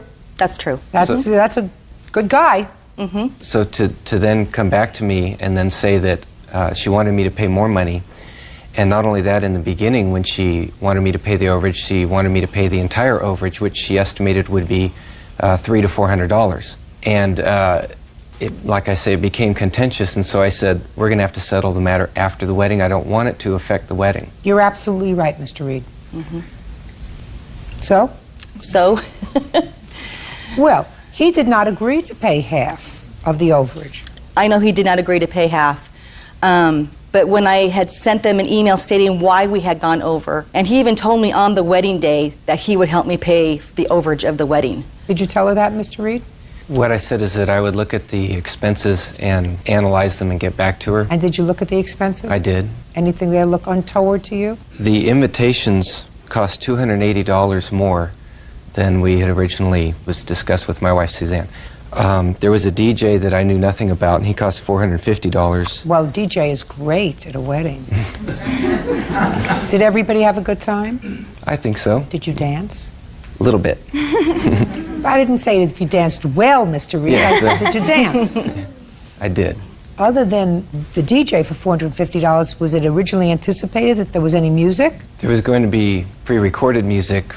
Okay. I have very little sympathy because if what we're talking about here is $800, I would have paid the $2 so we wouldn't end up here. So there wouldn't be any bad feeling. You probably already paid so much to raise your daughter to this point, right? Probably cost you a couple of bucks over the course of, how old are you? 19. 19 years? So I don't know whether I would make a big to-do. But let's hear. All right, the DJ, what else? Let's see. There was a video that was done that was presented at the wedding. It was a nice video. It was $210. A video of what? They interviewed Stephanie and Tim about the way they met and things like that. And it was shown at the wedding. Yes, it was nicely done. But once again, I knew nothing about it. The bridesmaids' outfits, traditionally the bridesmaids pay for those. That's absolutely right. Why didn't the bridesmaids pay for their own outfits? Well, Stephanie and I discussed that we would just take care of that. Well, I don't know. You can't do that and obligate him. Ms. McLean. First of all, it's not traditional. Right. And second of all, you can't be magnanimous with his money. What else? The last one is traditionally a portion of the flowers are paid for by the groom or the groom's family. So the portion of those flowers, I have it listed at $248. Can I say something about the flowers? I didn't feel we should ask Tim's family to pay for the flowers. They were actually having a reception in Arizona a week later, and they were paying for everything there for that reception. And they also paid for the luncheon, so I didn't feel it was right to ask them to also pay for the flowers. Well, very nice. What do you want from him? Judge Judy continues in a moment. Did you call him and tell him about the DJ before you hired the DJ? No. Did you call him and tell him that you were going to pay for the bridesmaids' dresses? No. You cannot use your former husband as a cash register. And later today, You don't say, I think I overpaid for this house. Let me see how I can get the price down a little bit. We understand each other, Mr. Zarba. Yes, ma'am. Perfect. real cases, real people. Judge Judy. Holly McLean says ex-husband Steve Reed owes for his share of their daughter's wedding. Steve says Holly went over budget. He doesn't want to be used as a cash register. Oh, I understand. Which is, we'll make the arrangements and you'll pay your half. And we don't have to consult with you. We're going to tell you this is what we want to do, and if it goes over, it goes over. Well, that's unreasonable. Well, there's more to it than that. You may explain it to me. But did you call him and tell him about the DJ before you hired the DJ? No. Did you call him and tell him that you were going to pay for the bridesmaids' dresses before you agreed to pay for them? No. Did you call him and tell him you decided not to ask the bridegroom's family for the flowers? Yes, we did tell them that. When? Before the wedding, when he had stated that they thought that the groom's family had to pay for part of the flowers. And what did you say? You told him no. I didn't agree with that. Fine. Mm-hmm. That doesn't mean he's not entitled to say, that's fine. You want to pay for that? Pay for it. Okay, but there's more to it. Where we had the reception, we actually wanted to have it at my parents' house so we could cut the costs. Well, Steve didn't want to have it there. I don't blame him. It would have been, the cost would have been a lot less. Miss McLean, what you just said to me has absolutely nothing to do with what I've told you, which is you cannot use your former husband as a cash register. He's a person with opinions, and as long as you want to spend money and you want him to reimburse you for the money, he has the right to an opinion. You may not agree with that opinion, and if you don't agree with it and you want to spend the money, you spend it. What he's complaining about is you didn't discuss it with him, and that was wrong. I just want you to understand that I don't think your father was wrong. I think your mother was well-intentioned, but I don't think your father was wrong.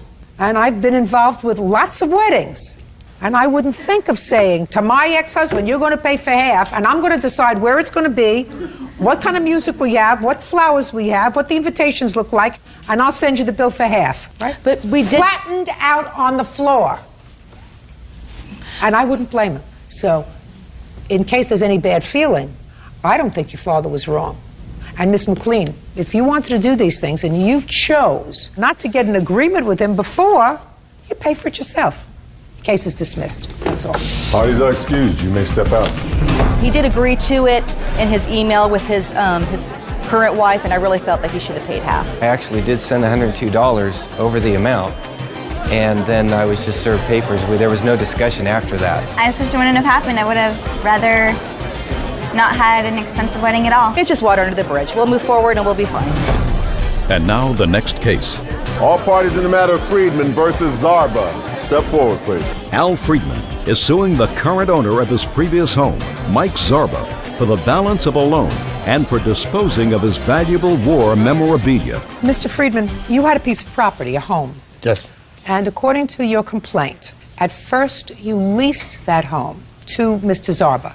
And then there was a discussion about him purchasing the home. He ultimately did purchase the home. Yes. He had some trouble with getting an appropriate mortgage because of some credit problems that he may have had. And you loaned him the closing costs, which were $20,000, with a promise that he would repay that money within 90 days. 60 days. 60 days. Correct.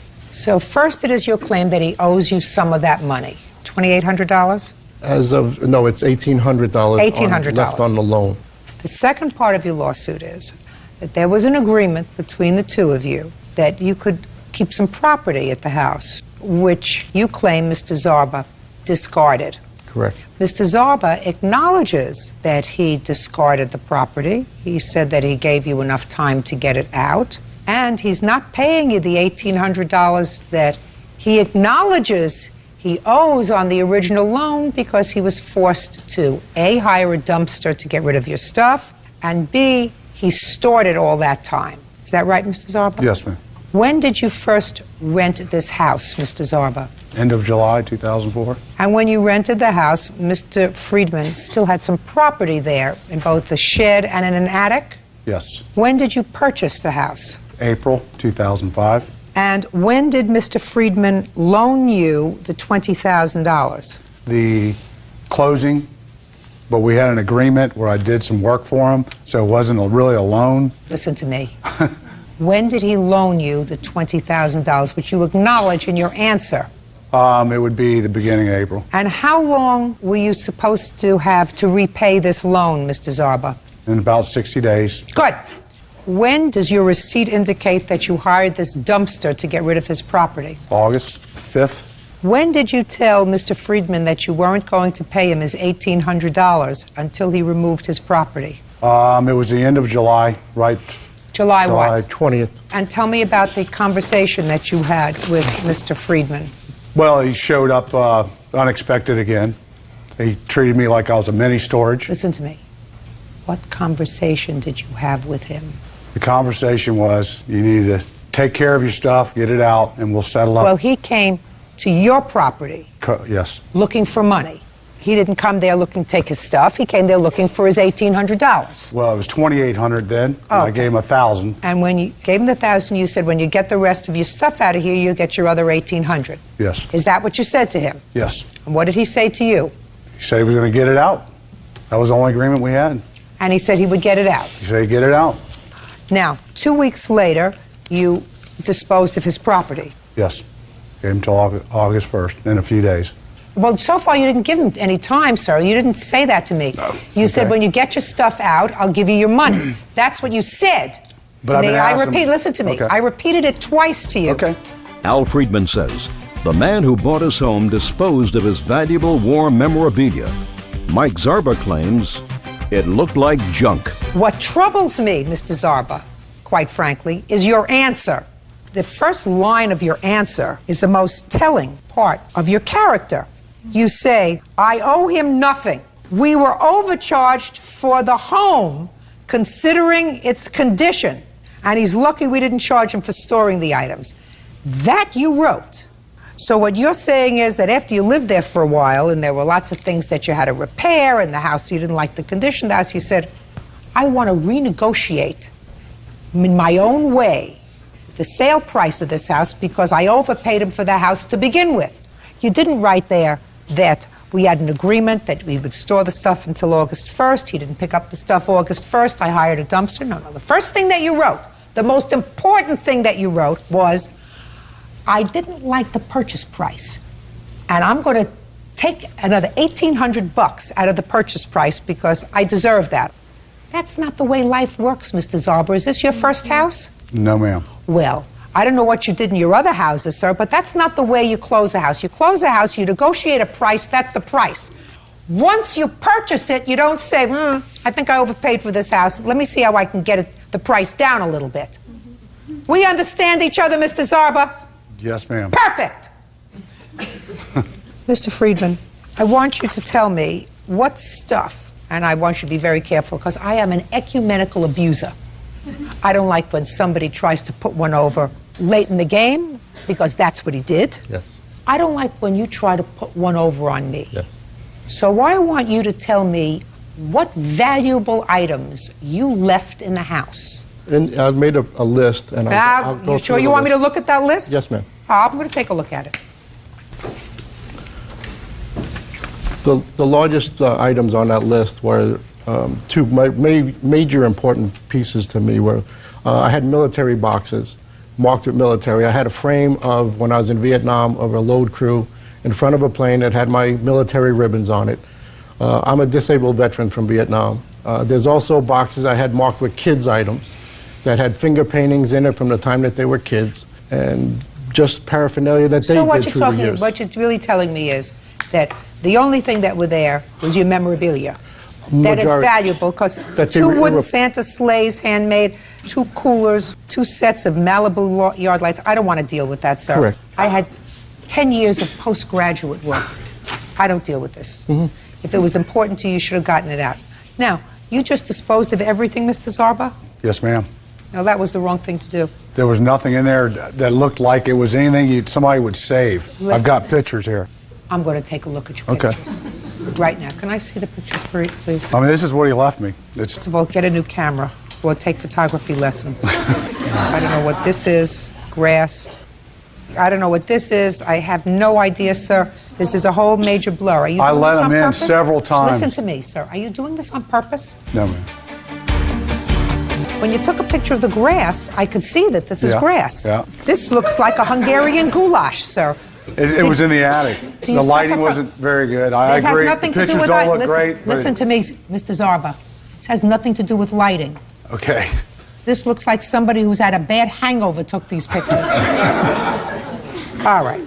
He had no right to destroy your property, so he had no right to take it away. He owes you $1,800 because he's a deadbeat on a loan that he made, and he owes you $1,500 for what he threw out. I'm speaking. Yes, ma'am. Suing him for $4,300, I think that's excessive, sir, for the junk that you left there for over a year. But he has to be taught a lesson that he can't dispose of your stuff. Judgment for the plaintiff in the amount of $3,300. That's it. Goodbye and good luck. Nothing. Parties are excused. You may step out. This is case number 269 on the calendar in the matter of Feinstein versus Fairley. Parties have been sworn in, Judge. You may be seated. Have a seat. Mr. Feinstein, it is your complaint that you were assaulted and your car vandalized while you were at the defendant's bar. Yes, Your Honor. And the defendant, although I don't think you were there, is that right? I wasn't there. She says through her employees, I'm sure she has witnesses here, are going to tell me that you were very drunk. Yes, ma'am. And, well, I gather you acknowledge that you were very drunk, and any injuries that you sustained were sustained as a result of you flailing around and hurting yourself, and they don't know anything that happened to your car. So, what's the name of your bar, pub? Scotland Yard Pub. Which of your employees was there that evening? Justin and Eric. All right, stand up, please. And you don't know anything about this of your own personal knowledge? No, I wasn't there. You can have a seat. Justin? Yes. And Eric? That's correct. What is your given first name? Lucky. That's what your parents named you? Yes, ma'am. Interesting. Are you an only child? No. There's 3 other siblings. Are you the first, second, third, or the fourth? I'm the 4th. You're the last one. Lucky to be here. Got it. Okay. When did this incident happen at the pub? The 22nd of what? First, we got to get the date. Questions get harder, Lucky. 7/22, I believe it was. Had you been to this pub before? Only a couple times before this. Immediately prior to the 22nd of July, when had you been to the pub? Maybe a week before that. So sometime the 15th, 16th. Yeah. Prior to that, when had you been to the club? Maybe a month previous to that one. Never had any trouble there? Never, no. You have a drinking problem? No, not necessarily. Yeah, I like to drink, but I don't consider myself having a problem with it, no. Well, according to you, Lucky, on the 22nd of July of 2005, you were drunk. Yes, ma'am. If I had to place a wager, I would say you have at least a minor problem with alcohol. I would agree with that, yes. Who do you live with? I live with my parents. They still think they're lucky? I help them. I think that they do, yes, because I help them out. So tell me what happened on the 22nd, Lucky.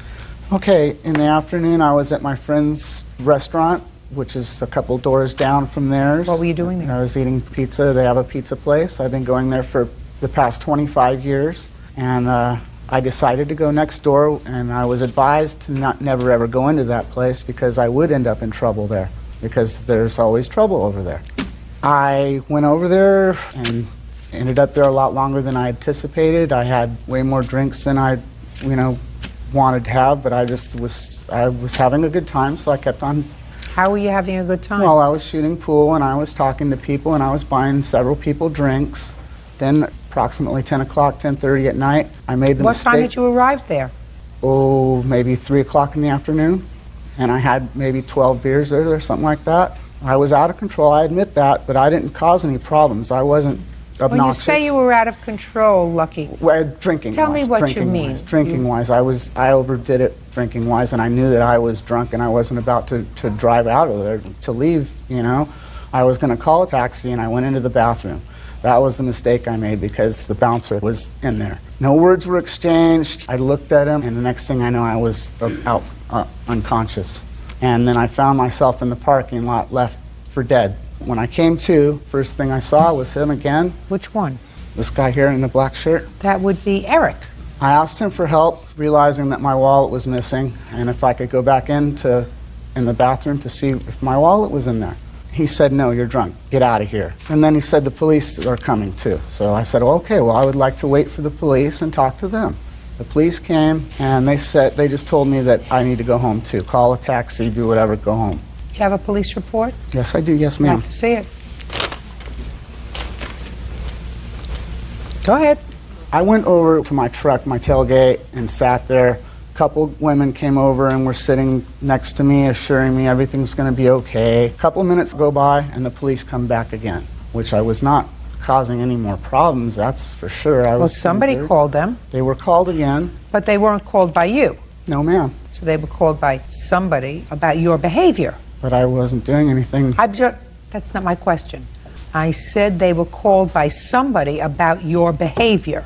They were called a second time. Oh, okay. Well, this isn't the police report about their call. This is a police report that you made that said that somebody punched you in the mouth and took your property. There has to be a police report of when they responded to their calls. You did call the police, didn't you? I called the first time. Who called the second time? One of the customers that was out in the parking lot. You have a copy of that police report? No, we do not. Okay. So go ahead. Okay, so then the police came for the second time, and they said, we're going to take you home. We're going to give you a taxi ride home. And they put me in handcuffs, which is very embarrassing to me to be put in handcuffs like I'm being arrested. At that point, I realized that I needed to go to the hospital. My face was puffing up, my back of my head, I was dizzy. So they said, would you like an ambulance? I said, yes, I would very much like an ambulance. I went to the hospital, they sewed my lip up, and then I walked back towards my vehicle, which is several miles away from there. And it was about 2:30 in the morning at that time. I realized that my truck was vandalized. My windshield was busted. My car was keyed around the sides of my car. My tailpipes were kicked down to the ground. And at that point, I realized that I better not say anything to them. And so there was a taxi out in the parking lot, and I was taken home. The very next morning, I went back there, and I talked to the owner, Patrick Sirely, and asked him if he would mind paying my hospital bill because I was beaten up in his establishment. But you don't know who beat you up. I'm not clear on that, but all I know is I saw him, and then I was out cold. And then I found myself in the parking lot coming to, and then I saw him again, at my feet, basically.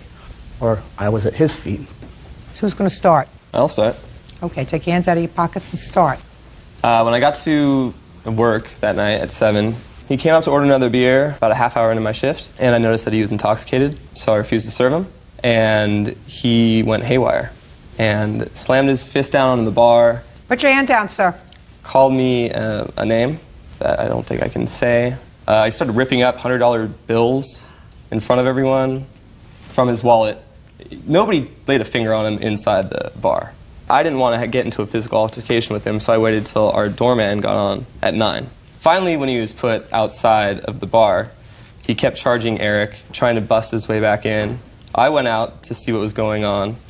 He threatened to get a gun from his truck and kill me and Eric and everybody else in the parking lot. Began kicking his own truck, pounding his head into his own truck, and punching into his own truck and other people's cars in the parking lot. At one point, he knelt down in front of Eric, took off his shirt, and said, just kill me right now, just kill me right now. And that's what it seemed like it was going to get to a point where I needed to call the police because people were very angry that he was... Is that when you called the police the first time? Yes. Judge Judy continues in a moment.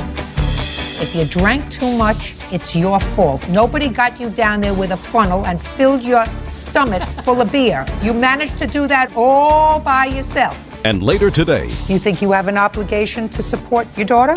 He never asked for support, or I would have given it to him. Why does he have to ask? Real cases, real people. Judge Judy.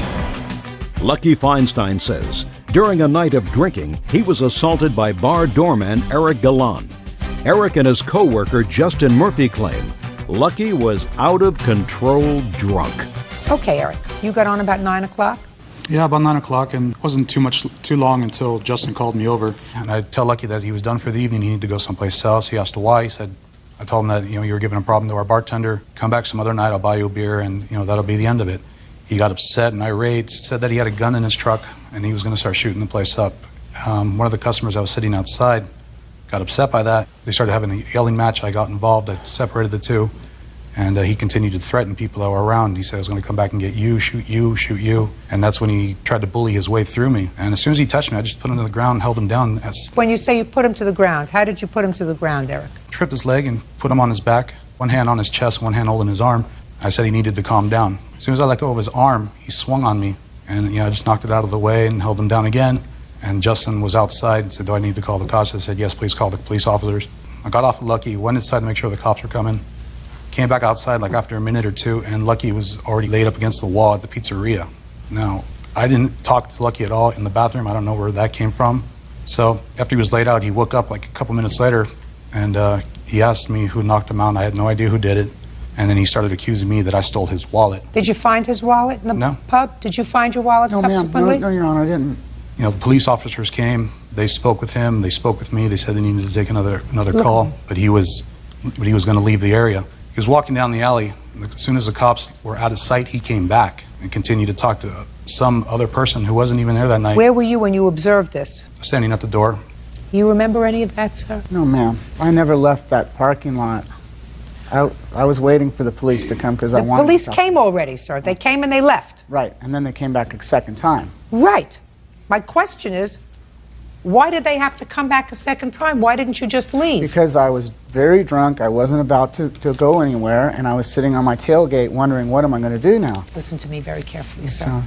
When you're very drunk, it's very, very difficult for a court to make a judgment as to the veracity, the truthfulness of what you testify to, and to give any credence to what you testify to. You are asking me to believe you above two people who were working that evening, sober that evening, have a clear recollection, at least according to them, of what transpired that evening, as opposed to believing you who was so drunk they didn't know on which pole they were at. Ma'am, I'm saying that they're lying about this whole thing, that he's saying that he didn't give me any more drinks after 7 o'clock at night. I was in there drinking heavily. I was having beer after beer, and they gave me way, way too many beers, in my opinion. I don't think that How that's old right. are you? I'm 41. So is this what your complaint is, sir, that the bar overserved you? Yes, ma'am, one thing. But I don't think that that should Eric, happen. we started this case by my saying to you, do you have a drinking problem? And you said to me, I don't think so. Maybe a little.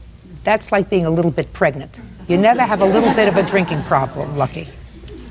Now, if you were 18 years old, I would say, I'm going to nail them, because a bar should know that a kid comes in and you don't serve a kid more alcohol than they can consume. When you're 41 years old, you're supposed to know how much alcohol you can consume and still have your wits about you. And according to you, you were warned. Don't go in there. There's always trouble in that bar. But when you were at this place twice before, according to you, you had no trouble. So they clearly didn't have it in for you for any reason. I believe that they do have it in for me. Explain that to me. Because mainly there's just Mexicans in there, and they always call me white boy. Lucky. Did they call you white boy on the 15th of July? No. Did they call you white boy the month before that when you went in there? No. You didn't change composition from July 15th to July 22nd, did you? You were drunk. Stop blaming the rest of the world. You were drunk. Either you fell, you got beaten up, you don't know who did it, your car got trashed, you don't know who did that.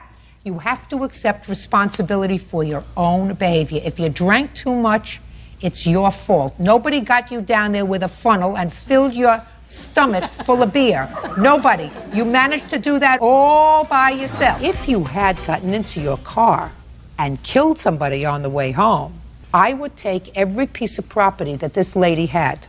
Which someday will happen. Just a second. I would take every piece of property that this lady had, because Under those circumstances, both of you would be responsible. I take every bit of property you had, and I take every bit of property she had, because somebody who was innocent got killed. The only one that got hurt that night was you. And you caused that yourself. So deal with it. Your case is dismissed. That's all. Parties are excused. You may step out. They're lying. No, I don't have a gun. He threatened me. He pounded his fist on the bar. No, that's ridiculous. That's ridiculous. Started harassing the female customers. I don't know if it was the bartender, but a lot of people, they beat me up. Threatening people who were trying to help. And now the next case. All parties in the matter of Suda Frazier versus Heb. Step forward, please. 18-year-old student Nikki Frazier and guardian Sam Suter are suing Nikki's mother, Stacy Heb, for child support costs.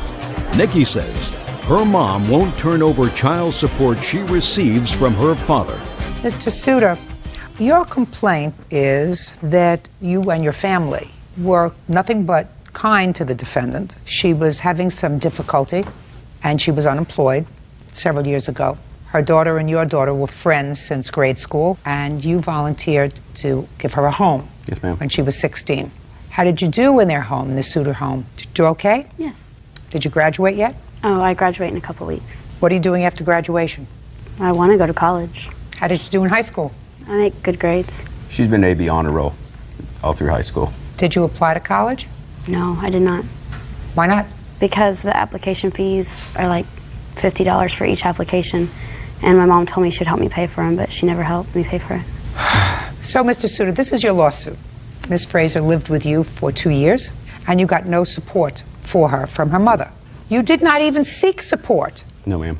But then you found out that Ms. Heb was getting support for Nikki from Nikki's father, and you feel as if that's unfair. Somewhat, yes.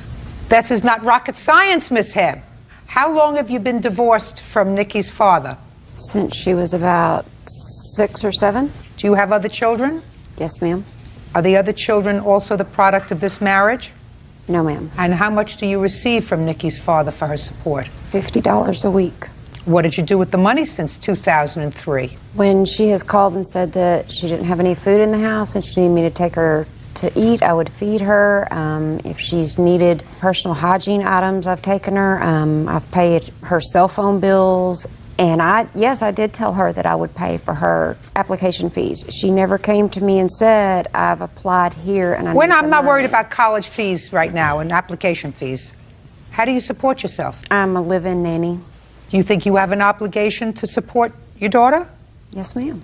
So that the things you bought for her, the few toiletries you bought for her, or paying a cell phone bill, you did that for your daughter because you're her mother. That's what you do. Yes, ma'am. The $50 a week that you were getting from her father should have gone to the Suter family. He never asked for support, or I would have given it to him. Why does he have to ask?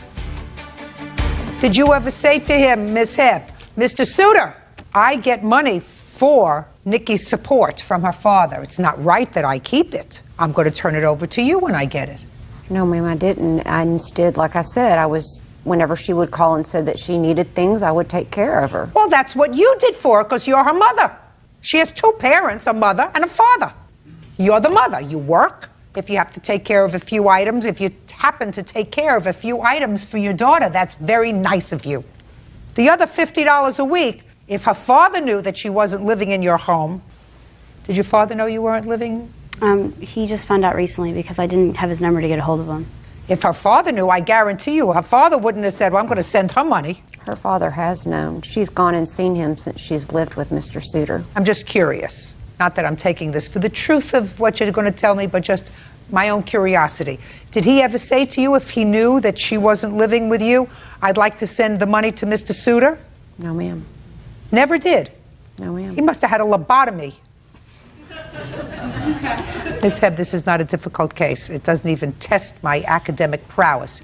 The last 2 years, your daughter has been living with the Suter family, and you've collected $50 a week, roughly $2,500 a year. The Suters are suing you for $5,000 because that's approximately what you've collected over the time that your daughter has been living with the Suters from her father, and that money should have been turned over to the Suter family immediately. Judgment for the plaintiff for the amount of $5,000. That's all. Make those college applications now. Parties are excused. You may step. Yeah, it's case number 264 on the calendar in the matter of Creatia versus Cruz. Thank you. How you doing, Judge? Good. Parties have been sworn in, Your Honor. You may be seated. People have a seat. Miss Creatia, the defendant is your current boyfriend, I assume this gentleman over here, your current boyfriend's ex-girlfriend. And they had a relationship, must have been for a while because they have 2 children together. It is your complaint that Miss Cruz was in a snit about something, and when your boyfriend went over to her house to pick up or drop off the children, he was using your car, and she took out her frustrations on him by kicking your car and causing damage. Miss Cruz says she would never do such a thing, right? Right. When did this happen? April 22nd. You weren't there? No. But the boyfriend was there? Yes. And his name is? Ben Mojica. Mr. Mojica, would you stand up, please? Next to her. How many children do you have? 2. How old are they?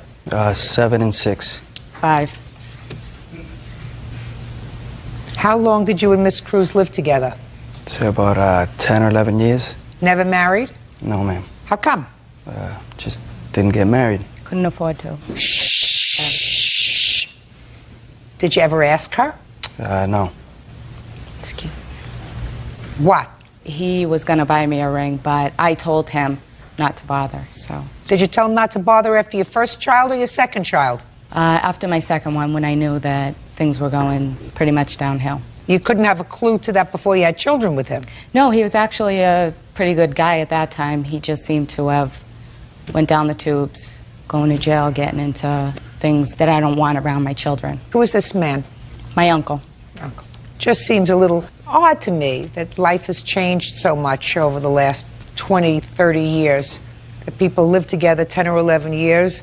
They don't want to make a commitment to get married, but they don't feel as if having children is a commitment. Just something doesn't balance out to me, so I'm always interested in this as it's just a social experiment. Do you understand that, Ben? Yes, I do. Okay, so on the 22nd of April, what were you doing over at her house? They were having a toy party.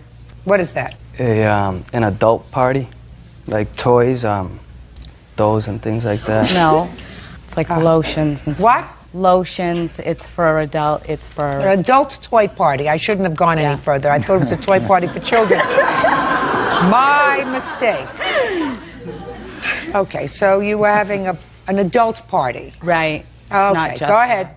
Well, I was with the kids, with Marcus and Tiaja. We were at Lori's house. Who's Lori? A friend of hers and mine. And Marcus and Tiaja were there with me. I had picked them up. Your 2 children? Yes, at the daycare earlier in the day. And I had called Tanya. Then she had informed me about they were having a little party, and her sister, Michelle, was down here from Hartford. And Michelle also has 2 children. And she just had one, so he wouldn't know anything really what was going on in the party. And Xavier would know. So she asked me, Ben, can you come and pick up Xavier? Who asked you? Michelle did. That's her sister. So yes, let's get to the story a little bit faster. All right. Sorry. So far you're doing fine, but we Okay. got to get there because I have other things to do. I'm sorry. Okay, so her sister said, can you come and pick up Yes, can you come and Xavier, pick up who is how Xavier? old? About 11, I believe. How old is Xavier? He's 10. 10 or 11. You always quibble over a year. So they wanted you to come pick him up because the party was inappropriate for him. Yes, for him. Okay, so you went to pick him up? So I went to pick him up, and Marcus and Tiaja were with me at Lori's at the time. Marcus was hungry, and I had just ordered Chinese food. And I told Erin and I told Lori, hey, you know, I'm gonna leave him. He's hungry. He'll just have something to eat. Can you watch him? She said, sure.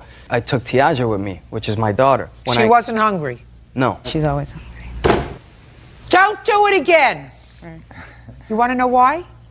Miss Cruz, because if I see that you can't control yourself in the courtroom, how am I going to believe you when you tell me that you wouldn't dare do what she says you did to her car, because you don't have a temper like that. You can control yourself, right? So far, it's been twice that you haven't been able to control yourself, or 3 times. You get me? Yes. Even your uncle gets me, right? Yes, ma'am. All right. Go ahead. So when I pulled up to pick up Xavier, Tanya was outside and Michelle was outside with her baby that she just had. So she came out to show me. I'm real close with them and stuff. And when she came outside, I said, oh, Michelle, there's your new baby. I'm getting out of the car. And she kept asking me, where is my son? Ben, where is Marcus? Where the F is Marcus? And I'm ignoring her because she gets loud and she's always doing that. And Tiaja, I look at Tiaja and I saw in her eyes, she was getting, you know, Right, like, because what's her mother going was on? acting inappropriately. Yeah, so I said, Tanya, you know, relax. Why do you guys? She goes, no, where the F is my son? Pa, pa, pa. So I kept ignoring her, and I'm talking to Michelle. She said, you want to ignore me? Or I don't know if she chose those words or whatever. She went right around us and started kicking the car. And that's when I got off, obviously.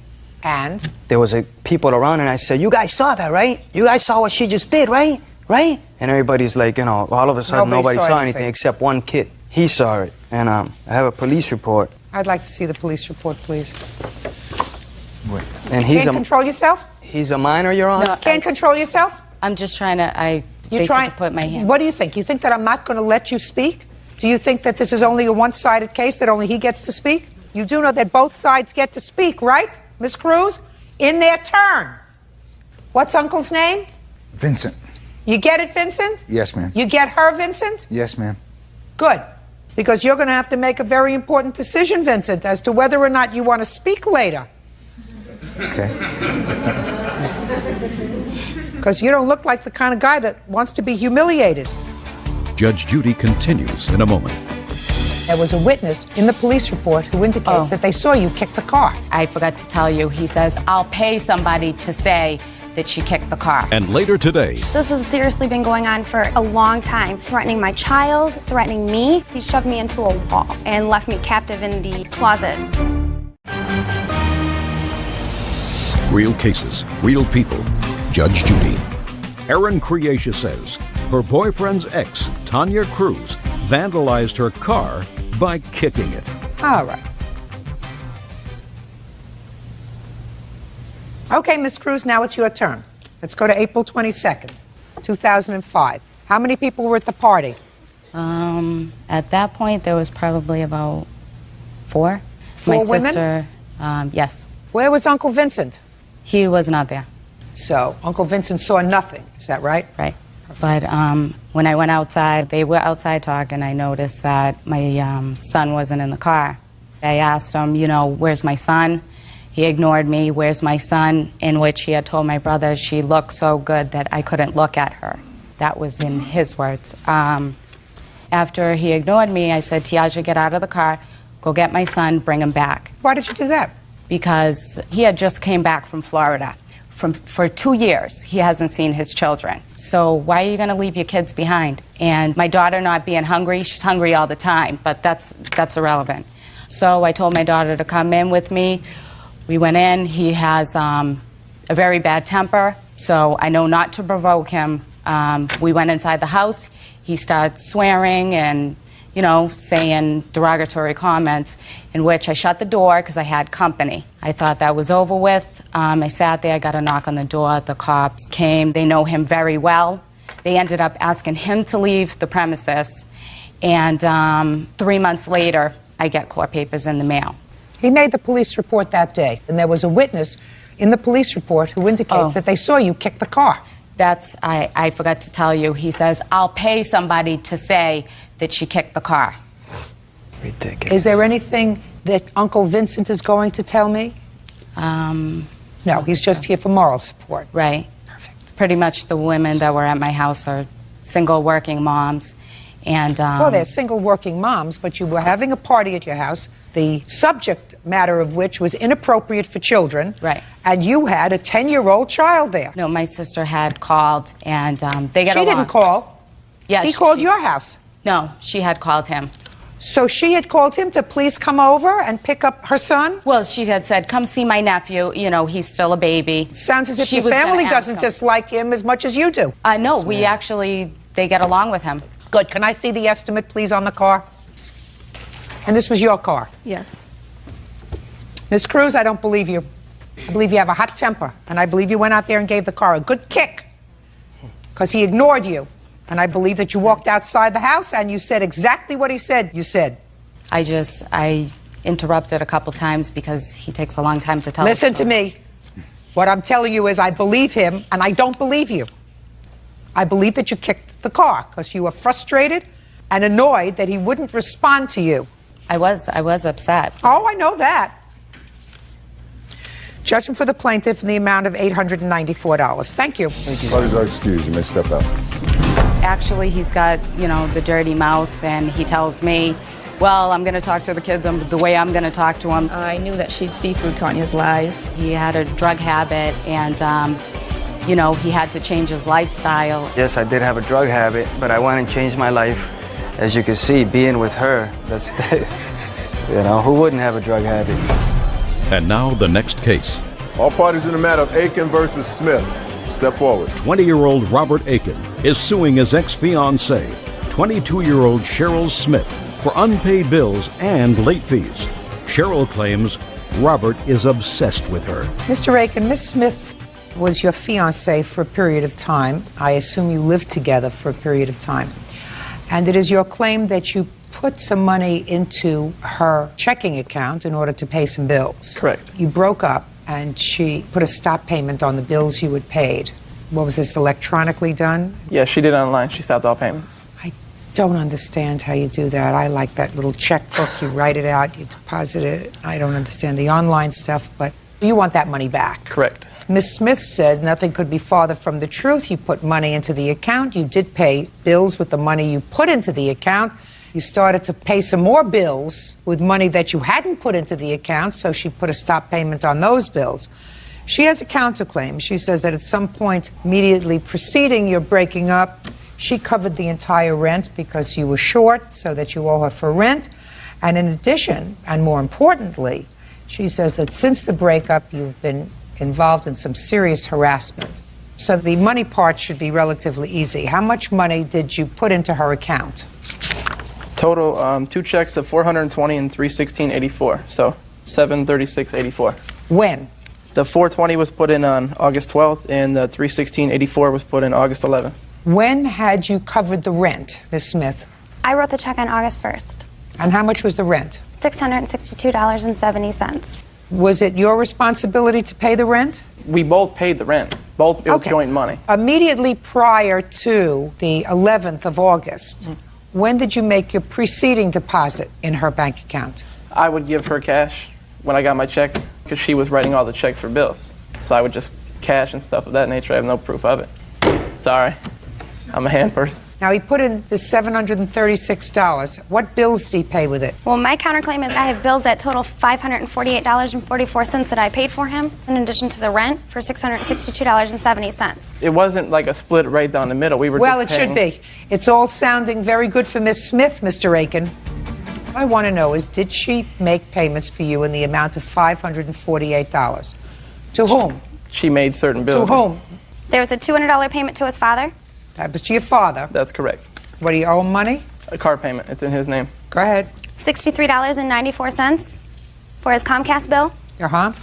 I also have penalties in which I was charged in order to stop the 3 payments that he was unauthorized to make. Just a second. I want to know what the payments were that you made, not the fees. The payments were that you made. Then without the penalties, there were bills totaling $196 made prior. Made prior to when? Prior to August 1st for him. Forget it. You paid $263 that you can account for, not $548. You know, you look like butter would melt in her mouth. You know, you keep turning it around, she becomes a more interesting character. 736 minus 263, $473. That's what's left over. Now, we're going to say that he owes you half for the rent, because that's part of your counterclaim. So we're going to take off $330 from that. $143 you owe him. You got it? Now, what about the payments that she stopped, though? Good, she stopped them. Good, she should stop them. $143. Gets expensive when you play house. Now I want to hear about the harassment, because that troubled me. You say that he called you over 100 times in a short period of time? That is correct. Let me see. Why do you keep calling her, Mr. Aiken? There were different occasions equaling up to it. I was trying to call her in the beginning to try to get some of the money without going into court. And then from time to time, she would be like, okay, well, I'll pay you something. And she'd be like, well, let's meet up here. And say we say at 1 o'clock, it'd be like 1:30, 2 o'clock, so I'd call her.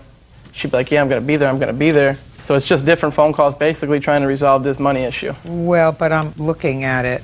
It's just continuous. For instance, I'm looking on the 23rd of August, one right after another. 1, 2, 3, 4, 5, 6, 7, 8, 9, 10, 11, 12, 13, 14, 15, 16, 18 calls, one right after another.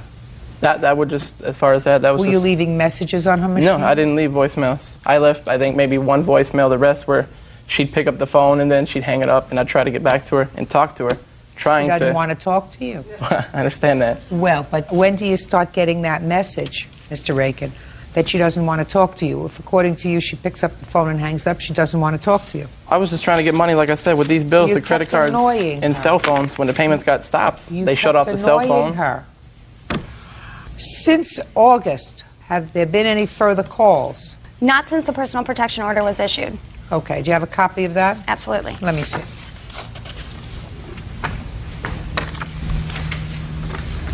Was it a permanent order or a temporary order? It holds for 1 year. So you consented to this, sir? Yeah. Well, if you consented to it, of necessity, the judge had to say to you, you're entitled to a trial, right? Yeah, we showed up and had a hearing. Oh, you had a hearing, so the judge found you guilty of harassing her. Yeah, I told him the story, and I told him the phone calls, and he gave it to me. Okay, but after that, you stopped. Yeah, I have not contacted her since. Anything else you want to tell me about your counterclaim, Ms. Smith? Yes. As far as for the harassment, this has seriously been going on for a long time. Numerous phone calls and numerous times showing up at my place of employment, numerous times threatening my child, numerous times threatening me. He's physically assaulted me. After he physically assaulted you, did you remain in the relationship? No. When, according to you, was the first time that he physically became violent with you? On August 7th. So that was about the time that you were breaking up? That is correct. Okay, so this wasn't a history, as you indicated? No. Fine. And what did he do to you on the 7th? On the 7th, he shoved me into a wall and left me captive in the closet of our apartment until I had talked to him. I don't understand that. Our closet is a small room. I was in there actually packing some clothes, and he stood in the doorway and refused to allow me to leave. So he kept you captive there? Correct. Because he wanted to talk to you? Correct. He's over it. You get over it. He's finished, right? Correct. Going to stay away from her? Going to get you $148? Correct. Leave her alone? Without question. You made a bad choice. Put a period. Move on. Counterclaim is dismissed. That's all. Parties are excused. You may step out.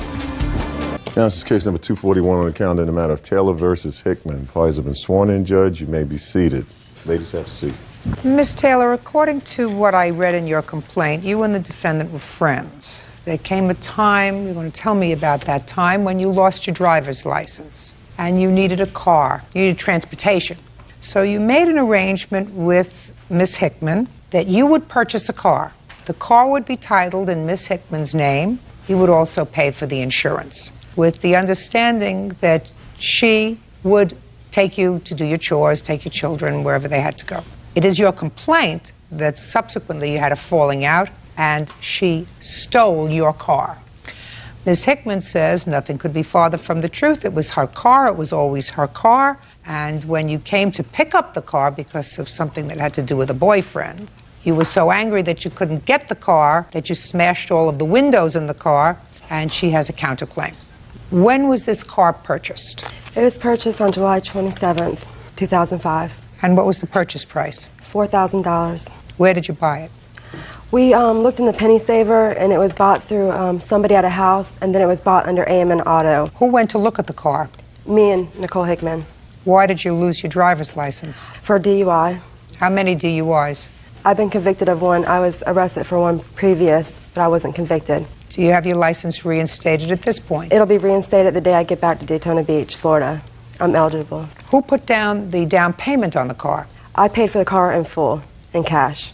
Do you have any proof of that? Yes, ma'am.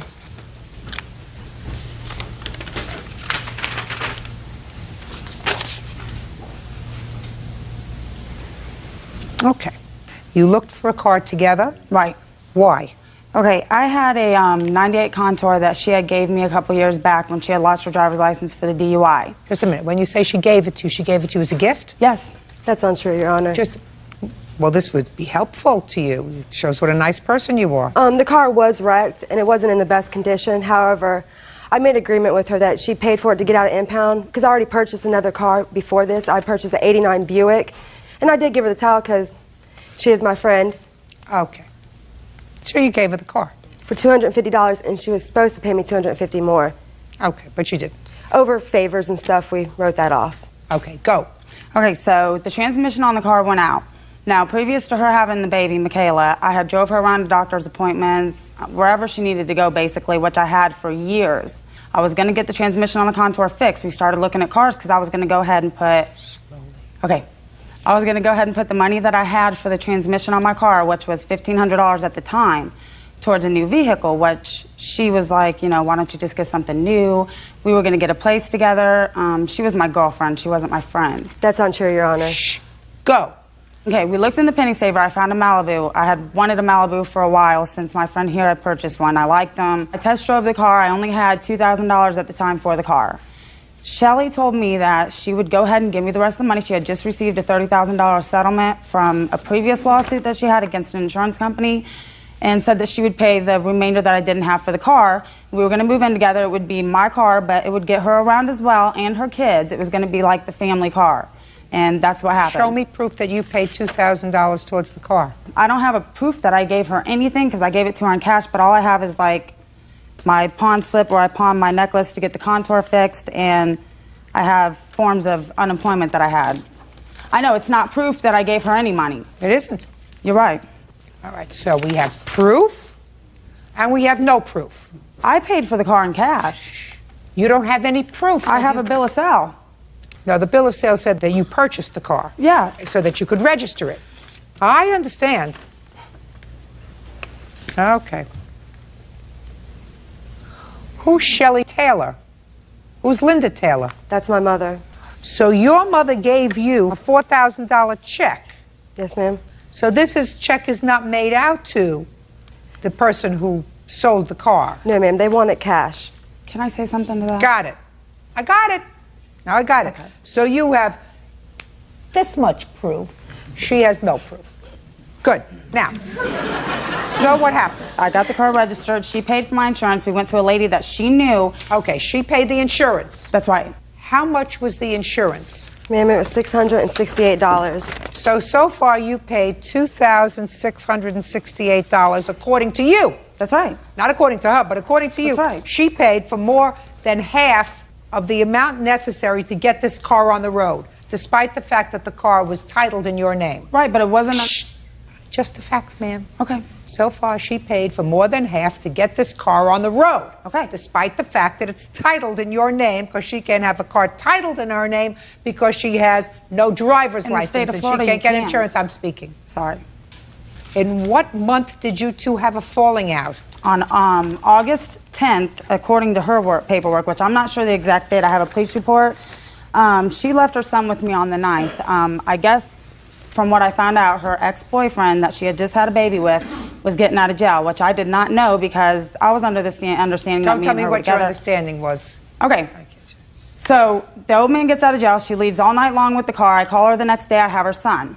Okay, I call her to get the car. Did you take the car that day? That's untrue, Your Honor. Where was the car? It was parked at my parents' house. Just a second. You didn't use the car? Boyfriend No, didn't use the car? No, Your Honor. Okay. Next. So the next day, she comes to my house and gets her son in the car. I tell her that I need the car. She says no, that she is not giving me the car back. She took it to... Who was driving? She was driving. No license? That's right. Got it. Go. So she took the car and went to her mom. She took off before I even came down the stairs to even know what was going on. She grabbed her son, half of his things, left his shoes, everything, took the car, went to her mom's house. I called her. She said that her boyfriend was out, Ryan, they were getting back together, and she said that I wasn't getting the car back. So I went over there and with the police, well, not with the police at first, I just went to get the car. She came out with a hammer, started beating the car with a hammer. Her neighbors called the police. The cops came. They had made me tow the car because she took my registration. Let me see the police report. Judge Judy continues in a moment. Why did you smash the car? I was just so frustrated, Your Honor. I lost my temper. Ever been involved with the police for losing your temper? Yes. And later today, This boy's been a guest in our home. I didn't expect him to lie to me. Nobody lied to you, madam. He did. He did not tell me that this Just a vehicle had a second. salvage title. Nobody lied to you. real cases, real people. Judge Judy. Shelley Taylor says, former friend Nicole Hickman owes for the return of a 1999 Chevy Malibu. Nicole is countersuing, claiming Shelley vandalized the vehicle. You think the police tell the truth? Yes. You think that they are trained to do adequate reporting so that all the facts are contained in a police report? No. Well, they are. And according to the police, Ms. Hickman, you advised the police that the two of you bought the car together, you giving $1,500 towards the car, and the plaintiff giving $2,500 towards the car. Mm-hmm. Shh. I didn't ask a question yet. So you told me a moment ago that you put in $2,000. I did. Well, were you telling me the truth or were you telling the police the truth? I'm not sure if the police was going by her information No, or the mine. police said, listen to me. Okay. Listen to me. N. Hickman, that would be you. That's right. Advised, that means said, told, conveyed, indicated. That means they were speaking to you. That the two bought the vehicle together. N. Hickman, that would be you, giving $1,500, and S. Taylor giving $2,500. So I'm going to get back to my question. Were you telling me the truth when you said that you gave $2,000 towards the car, or were you telling the police the truth? I was telling you the police. I paid. You were telling you the police? No, What I was does that telling you mean? the right. I paid $2,000 for So the you car, were telling ma'am. me the truth That's and right. you lied to the police? I guess if that's what it says. Yeah, that's what it says. Your proof is getting better. Thank you.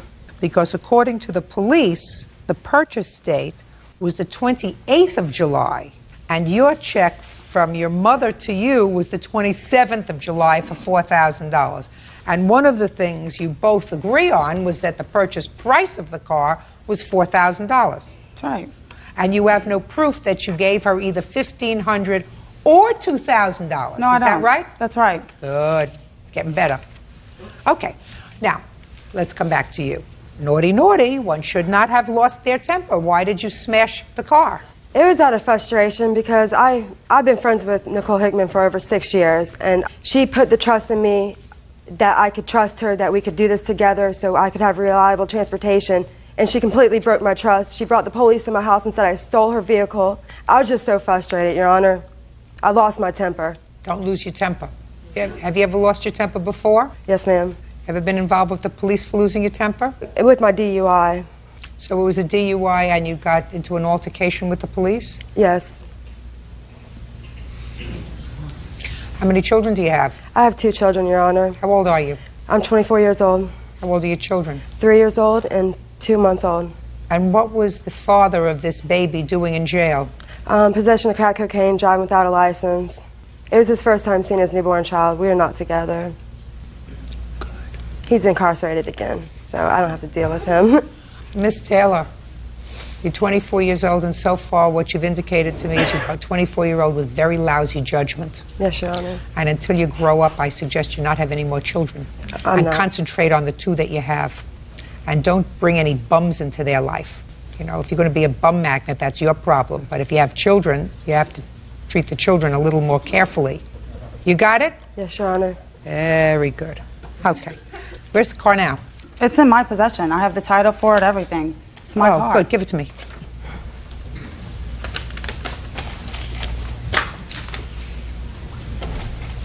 I also have information here that shows how many people she sued. I mean, this is something that she does. Listen to me. I don't care how many people she sued, madam. Okay. I find that you have absolutely no stake in this car. You paid absolutely nothing towards this car.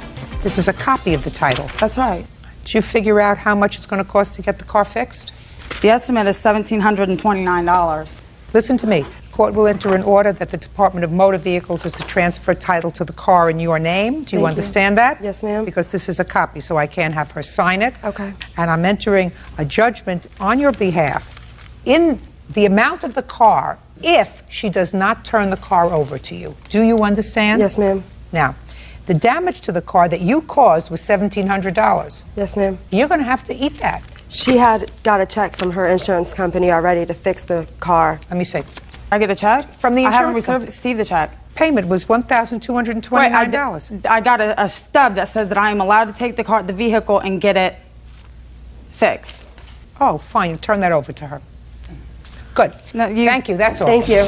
I'm not giving the car back. I'm not getting my car back? Yes, you're getting it She back. just said that, Your Honor. Oh, yes, you are. Thank you.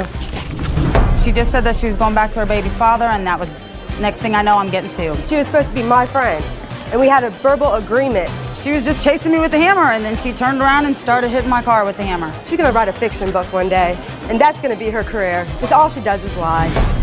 And now the next case.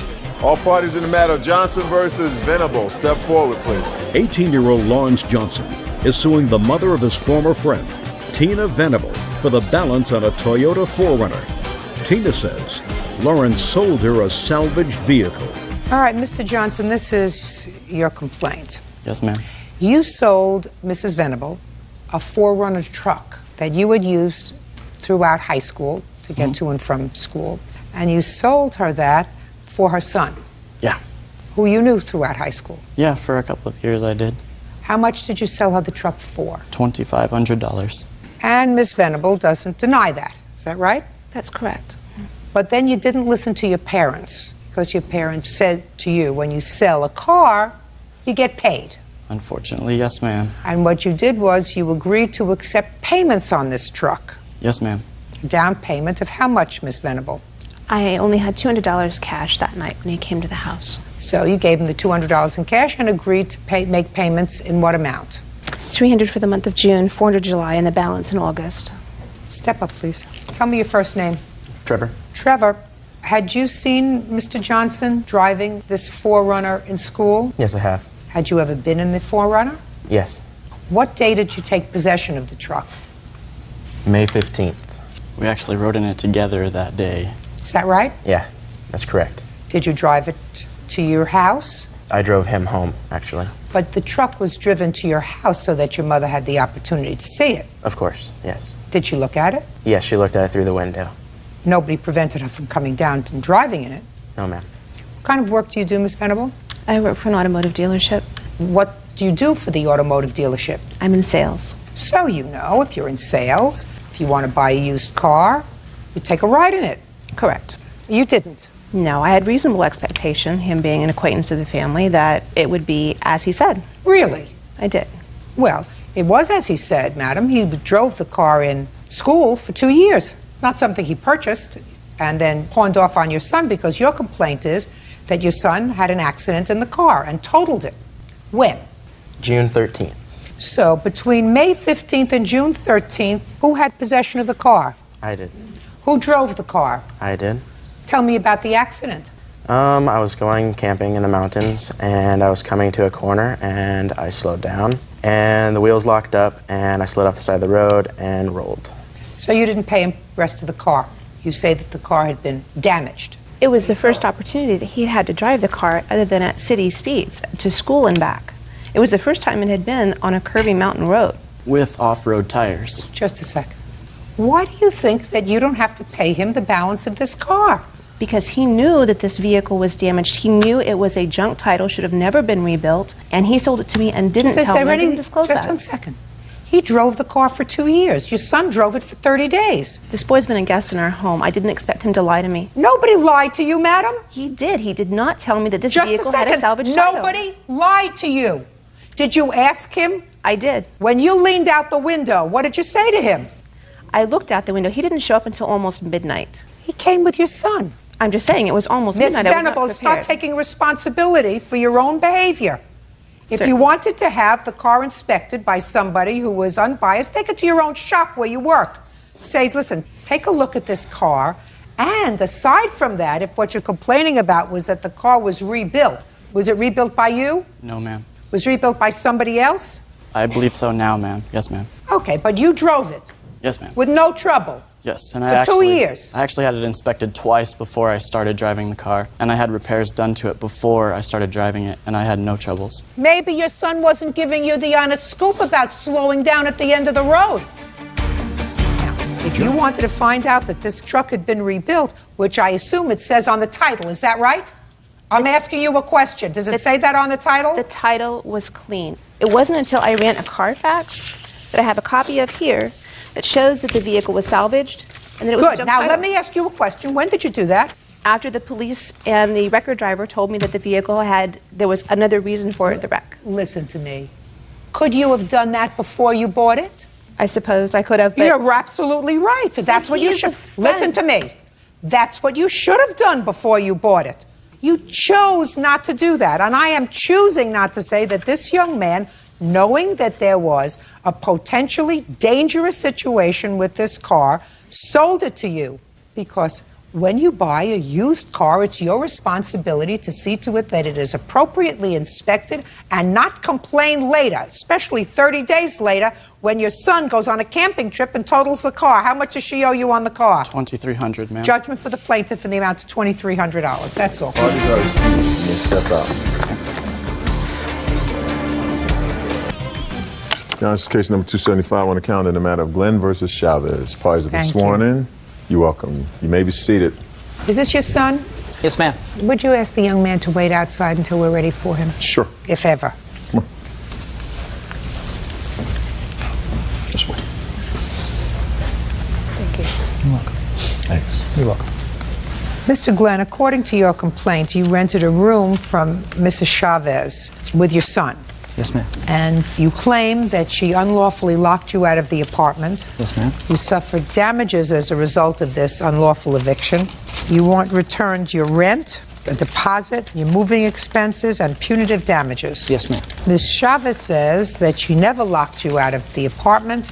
You left, and she is counterclaiming for a variety of things: stolen property, damage to the apartment, and sexual battery. She will explain to me. When did you rent this room, and why were you looking for a room? My son and I were living in an environment that I felt was unacceptable for him. My work hours are late, and I wanted somewhere where I could consider him home at 12 years old. So I responded to an ad for a room for rent in a beautiful home, and I quote to you, cable, DSL, nice neighborhood. And I met Elena with my wife, and I told her that... Were you and your wife living together? No, at the time, no. I went through 17 months of self-employment, and financial problems prerequisited her to move in with her parents, and myself and my 12-year-old son to move into a smaller residence. We had a condo. Your son is not the product of this marriage? No, ma'am. So you were separated from your wife at the time? Yes. And we left and had a good conversation with Elena the first time I met her. And when was that? That was, I think, late May of this year. When did you move into the room? June... About June 28th. June 28th or something to that effect. She may have documents to... Is that right? When did he move in? He moved in July 2nd. Do you have a lease? Yes, ma'am. I can see it, please. This is for the first room, and this is for the second room. How many rooms were there? There were two. The first one, the 28th, the second, I mean, it's 4 days difference. When I had the conversation with Lynn and my wife concerning the potential rental, and my wife and I spoke about it, we thought it was a good idea, but I didn't have the capital. She wanted a month's rent and a month's rent for deposit. So I approached her again some days later and asked her if she'd be willing to rent to me with just the rent up front, and then we can make payments or something for the deposit. She hesitated not 1 second, absolutely. So my son and I, we moved into a small room that was very small, but it accommodated us. Nice house. We went into the other room after the fact. It was a much larger master bedroom. So okay, how much was the rent on the second room? $800 per month. Is that right? Yes, it is. So you were in the second room, $800 per month, on or about the beginning of July, and you paid her how much? She probably has receipts for that effect also. 7 something and... Mr. Glenn, you knew you were coming to court today. Right. My stuff is all over the place in storage and everywhere because of this. Mr. Glenn, that's not my problem. That's your problem. You know you're coming to court. If your stuff is all over and you're talking about a couple of months ago, you get it. You get it together so that you have it. I apologize. Ms. Chavez, how much did he pay you when he moved in the beginning of July? When he moved in the beginning of July, he gave me $600. The last payment he gave me to complete that was $200, supposedly $200, but he only gave me $150 of it, lacking $50. Oh, $750 you received from him the entire month of July, and what was owing on that room was $800 for the rent. Is that right? I agree with that. What about the security deposit? How much did you receive for security deposit? He never paid that, Your Honor. Is that correct, sir? Not during the month of July. That's what I'm asking you. So the month of July, you never paid for the security deposit. No, ma'am. And you were $50 short on rent. Yes, Now ma'am. let's get to August. Okay. How much did he pay you for the entire month of August? $770. So for the entire month of August, you were $30 short in rent, correct, sir? Mm-hmm. And how much did he pay towards the security deposit? Nothing, Your Honor. Is that correct, sir? No, ma'am. And How much did you pay towards the security deposit in August? in the month of August, I paid $80 to her on the 26th, and I think I paid her $172 or something down to my penny in the 1st of August. So it's about $250 and 20 cents, roughly. For deposit. And an additional $770 for rent. For rent. Right. Yes. That's not true. I give him receipts when he's giving me money, and She gives me receipts like this sometimes also. Just a second. In any event, there came a time, according to you, take your hands off your hips. Yes, ma'am. Came a time, according to you, in the month of August, that you told her you were leaving. Yes, ma'am. When did you tell her you were leaving? August the 26th, I was paid by a side job that I did. I'm an auto mechanic, fixed her car a few times, and said, Elena, let me give you $80, towards my rent, because I'm going to be about $80 short. She took the cash money and she put it in her pocket, and she said, Tim, I can't put that towards the rent. That's got to go towards the deposit. And I said, okay, understandably so, but if you do that right now, I won't have the rent complete on the 1st. And she goes, it's not my problem. I don't have nothing to do with it. So I told her, I'm going to move out on the 1st. I'll make other arrangements, okay? That was Saturday the 26th, I believe it was. Okay. Sunday, we go to court, my son and I. Court. We went to church, and when we walked out of church, I turned my cell phone on and I received a voicemail from Elena, and I can't quote you exactly, but the gist of the thing was I've been crunching some numbers, and you owe me $290 right now, she told me, and until I get that money, you will not get back in the house, and you will have to take me to court for your property. This is the day before school starts, and I have a 12-year-old boy, all right? So I called her based on that voicemail, and I said, do you want to call the sheriff, or do you want me to call the sheriff, because I've paid you all the rent for this month. I gave her $80. Well, you hadn't. You were still shy. But she is still required to go to court to evict you. So she says, okay, you know what? You call them if you want to. So I call the sheriff. 40 minutes later, they show up. I take my cell phone out. I play the voicemail for the sheriff. She said in the voicemail, until you pay me the money, you're not getting your stuff. The sheriff said, I can't touch this. But if you want to go knock on the door, I'll stand there to effect the peace, okay? So I approach the door and I knock very lightly. Okay, there are people there, and Justin's mom was there also. He's one of the witnesses for her. And no one answers the door. The sheriff then decides to knock on the door herself, somewhat louder. Okay, we know we've gotten attention at this point. No one will answer the door. Then the sheriff decides to take the flashlight. Knock, knock, knock. She's getting angry, the female deputy, all right? We see Elena through the door window go upstairs quickly, and she won't answer. Sometime later, Elena comes to the window and says, who is it that's knocking at my door? And she said, this is the sheriff's department, ma'am, I need to speak to you. And she said, go ahead. And she said, I need you to come to the door. And she goes, I'm not going to open the door for him. And she said, why not? And she said, because he owes me money. And the sheriff's department said, do you have an eviction papers? Do you have anything like that you can show me? And she goes, no, but he owes me money and I'm not letting him until he pays. Justin's mom comes to the door to come outside of the house, and she walks out. When she does, the deputy puts her foot in the front door. And Elena tried to close the door on the deputy. And the deputy said, I'm not having that. And she bowled her way into the house. I think you'll get a chance. Do you think I need help? I'm sorry. You have to understand what I've been through. I apologize. Judge Judy continues in a moment. He proceeded to move his hips left to right with such force that his genitalia made slapping sounds, and he laughed about it. Miss Chavez, you're full of baloney. Real cases, real people. Judge Judy. Timothy Glenn says ex-landlord Elena Chavez owes for an illegal eviction. Elena is countersuing for a security deposit, the return of property, and sexual battery. Go ahead. This is unbelievable. The deputy then forced their way into the house, at which point Elena became completely irate. Just unbelievable. She almost sat on the ground going nuts. She told them I stole money from her. She told them that I broke her gate and that I exposed myself to her and her 2 children. All right? At this point, I thought about it for a moment and I said, I don't even want back in this house because I can't leave my boy here. Who knows what she's going to do? Do you have a police report? They did not make a police report. The answer is you don't. No, they didn't. Here's the case number if you want to call them and verify. Do you have a police report? I'd like to see it, please. Okay. You see what they both have. So the watch commander looked at me and he goes, do you want to be here? And I said, no, but I want my stuff. And he goes, well, go get your stuff. So I went upstairs and started to get my stuff. And the whole time I've got my cell phone on, my wife is listening to it on speakerphone the whole time. And the watch commander said, "Can you prove this to me, what you just said?" And she goes, "Yes, I can." She goes, "Justin, Alex," and that's these two guys here. And they come downstairs with their hands in their pockets looking at the ground.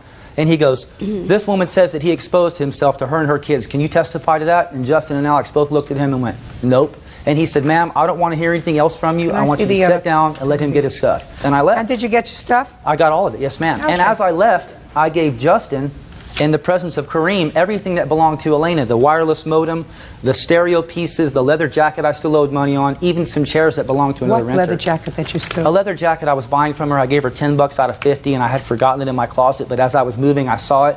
In his presence, I gave everything that belonged to her to him. And if I still have anything else, it's because I forgot it. I'm not taking nothing from her. Put your hands down. Put your hands down. This is just unbelievable. So I have a few direct questions to ask you, Ms. Chavez. Did you leave a message on Mr. Glenn's cell phone on or about the 26th of August? No, it was on the 28th, Sunday 28th. And what did you say in the message on his cell phone? That he needed to pay at least the $290 and that I wasn't going to open the door. He doesn't have keys because he lost them. And I told him, "I'm tired of being your door person." He's broken my gate trying to get over the gate to get into the house. Listen, I asked you what you said that he on needed the to voice. pay that to get in the house and that I wasn't going to open the door if he wanted to come in. Listen to me. You cannot do that. You cannot lock him out. You cannot prevent him from entering. That's an illegal eviction. You cannot do that. I wasn't now, doing that. Yes, you were. Ms. Your Chavez, Honor. you absolutely were. I didn't change the locks. I don't care whether I you didn't do changed the locks. anything. Listen to me. I read the police. If he went and got his keys, he could have come in. I'm speaking. You were home when the police came to your door. Yes, I was. You refused initially to open the door for the police. For him. The police had to open Ms. Chavez! You refused to open the door for the police. You cannot do that. Now, when the police finally were able to gain entrance to your house and speak to you, what was the first thing that you said to them? I said I would let her in, but not him. And she said, "Fine, I just want to come in." So she came in, and we started talking. And she asked me what was going on, and I explained it to her. And what did you tell her? The first thing that you told the police officer as to why you weren't letting him in your house? Because he owed money, and I was trying to make an attempt to get him to pay some of it. Okay. Now we're going to get to your counterclaim. Take your hands out of your pockets. Yes, ma'am, I'm sorry. Your counterclaim is that A, he owes you for rent. B, he stole property from your house. You were unclear in your answer as to what property he stole. You want to tell me now? Yes, he took with him 2 towels, a rug, a VCR that I had loaned him. He never returned it. The cable transformers and the modem key that was given to him by charter. He never returned those things. Okay. Do you have any of those things? Everything I thought was hers I gave to Justin, but I'm willing to look in my stores and see if I have the VCR still. I mean, you can buy a brand new 4-head stereo VCR for $20 at Walmart, right? I got it. Okay, so that's a lot of baloney. It sounded like a lot of baloney to me because it wasn't even listed in your answer. But what you want the most for is you claim a sexual battery. Yes. You want to tell me about that, Ms. Chavez? Timothy Glenn claims he was illegally evicted by former landlord Elena Chavez. Elena claims Timothy committed lewd acts. Now, you claim a sexual battery. Yes. Go ahead. The first time it happened was about the 3rd week of July. We were in the kitchen, my roommates, Alex, Justin, and we were proceeding to have lunch. Everybody fixes their own thing. And he came in, and he's very, happy, smiley guy. And he started talking about how easy it is for him to get women. And he proceeded to move his hips left to right with such force that his genitalia made slapping sounds, and he laughed about it. Oh, my. And I was like, totally grossed out, and I told him that it wasn't funny because he was laughing. He thinks it's funny. What else, Ms. Chavez? And other occasions he's done it before. He's Ms. Chavez, you know you're full of baloney. Yeah. I'm not. Hey, quiet. You want to go to the theater? Go to a movie. It's a court. He did this, okay? Listen to me. If he did it, and if you were so offended by it that you wanted to terminate his lease, I'm speaking. You give him 30 days notice in July, which is when you say this happened and say, I cannot have that kind of behavior in my home. You chose not to do that. So I cannot believe I'm speaking. So close your mouth, put on your listening ears. You chose not to do that. What you chose to do was to allow him to stay there and then illegally lock him out. And when push came to shove, you resurrected this baloney to justify your illegal activity. And what I'm telling you is, you cannot do that. And it's a terrible thing to say about somebody, especially somebody who is the custodian of a child, especially that. Put your hand down. I am. Put your hand down. In addition, in front of them, and not more than once. Listen to me. You had an option. Your option was, I'm speaking. It's irrelevant that you spoke to him. If the conduct was so offensive to you, you give him a 30-day notice, which is your right. He is a month-to-month tenant, and he would have to leave. You chose not to do that. You chose, after this happened in July, according to you, I'm speaking, lease. Put on your listening ears, you chose, according to you, to accept rent in August, according to you, of $770. And if the conduct so grossed you out, all you had to do in July was say, I want you out. You chose not to do that. So I disbelieve how grossed out you are by any of his conduct. You cannot do what you did, and especially make allegations of a sexual nature with regard to someone who is a custodial parent. Very bad. And I also gather from your answer, because he's got a complaint, that you called his son's school. The very day he moved out, you called his son. I'm speaking. You called his son's school to say that he was no longer living at that address. What was the reason for that? The document states that I have to do that. Oh, show me. Show me the document that states that you have to call the day after he moves out. I called 3 days Show after. me. Well, unfortunately, Mr. Glenn, this form that she has indicates that she has to advise the school within 3 days if you've changed your residence. Okay, that's not all she told the principal. Well, I don't know what she told the principal unless you have the principal here. No, he wouldn't come. Well, your allegation is that vindictively, and I guarantee you vindictively she made this call, but she is required to do it, and therefore I cannot in good conscience rule in your favor with regard to that part of your complaint. I think Ms. Chavez acted wrongly. I think she made an excuse for her behavior after the police told her that she couldn't evict you. I agree. She couldn't lock you out, and she said, well, you were a threat to her because you sexually battered her.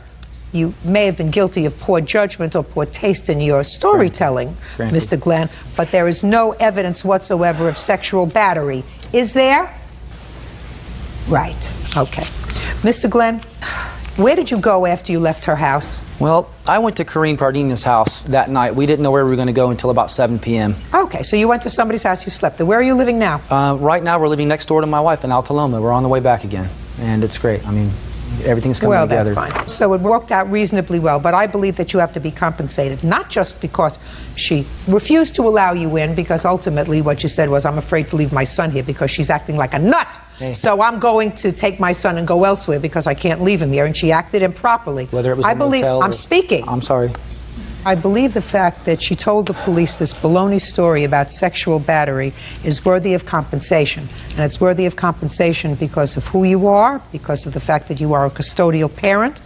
And I don't think that she has the right to use that as an excuse for her illegal behavior. Judgment for the plaintiff in the amount of $2,500. Your counterclaim is dismissed. That's all. Parties are excused. You may step out. I told you there's something wrong with the world. Yeah, this is case number 169 on the calendar in the matter of Greenlee versus Smith. Parties have been sworn in, Judge. You may be seated, sir. Have a seat. Ms. Greenlee, there was a time last year when you and Mr. Smith were employed by the same bus company, a school bus company. And it is your claim that while you were out doing your route, Mr. Smith backed a school bus into your parked car and then took off, damaging your car.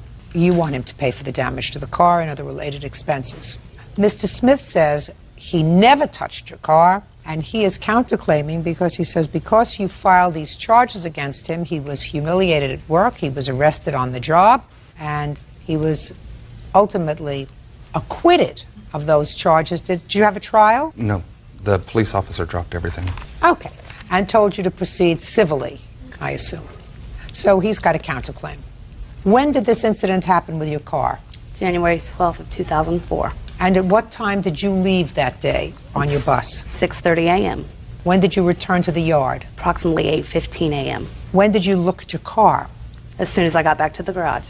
And what did you discover? I discovered a dent, and there was rub marks from where my paint had been rubbed off. A part of Do you have photographs of it? Yes, I do. I'd like to see the photographs. And I also have a videotape of the bus actually hitting the vehicle.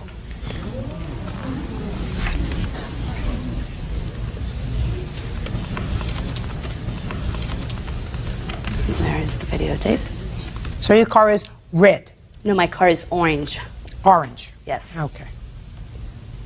Orange. Orange.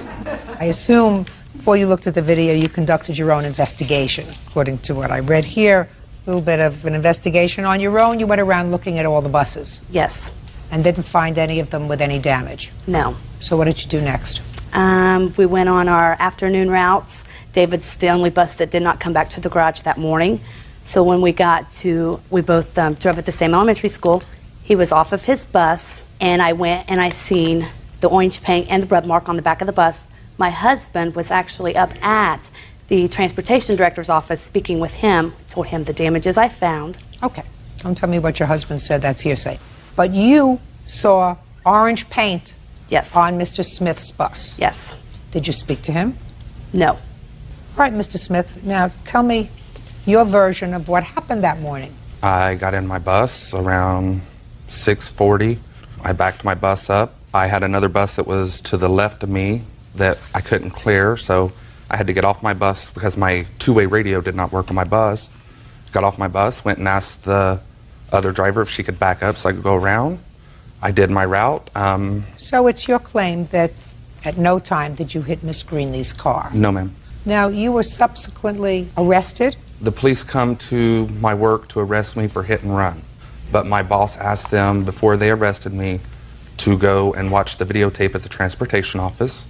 So my two bosses, the transportation director, the police officer, and myself, all went down. We watched the videotape. The police officer watched the tape twice. He come out, told me he was not going to arrest me. Just a second, did you watch the tape with him? Yes, ma'am. Well, what do you mean he came out and told you? What is that? He watched it twice. The first time we watched it together. Yes. Second time he watched it with the transportation director. And he come out and said he was not going to arrest me, he was not going to write me a citation, that he would let the insurance companies deal with it. Okay, can I see the videotape, please?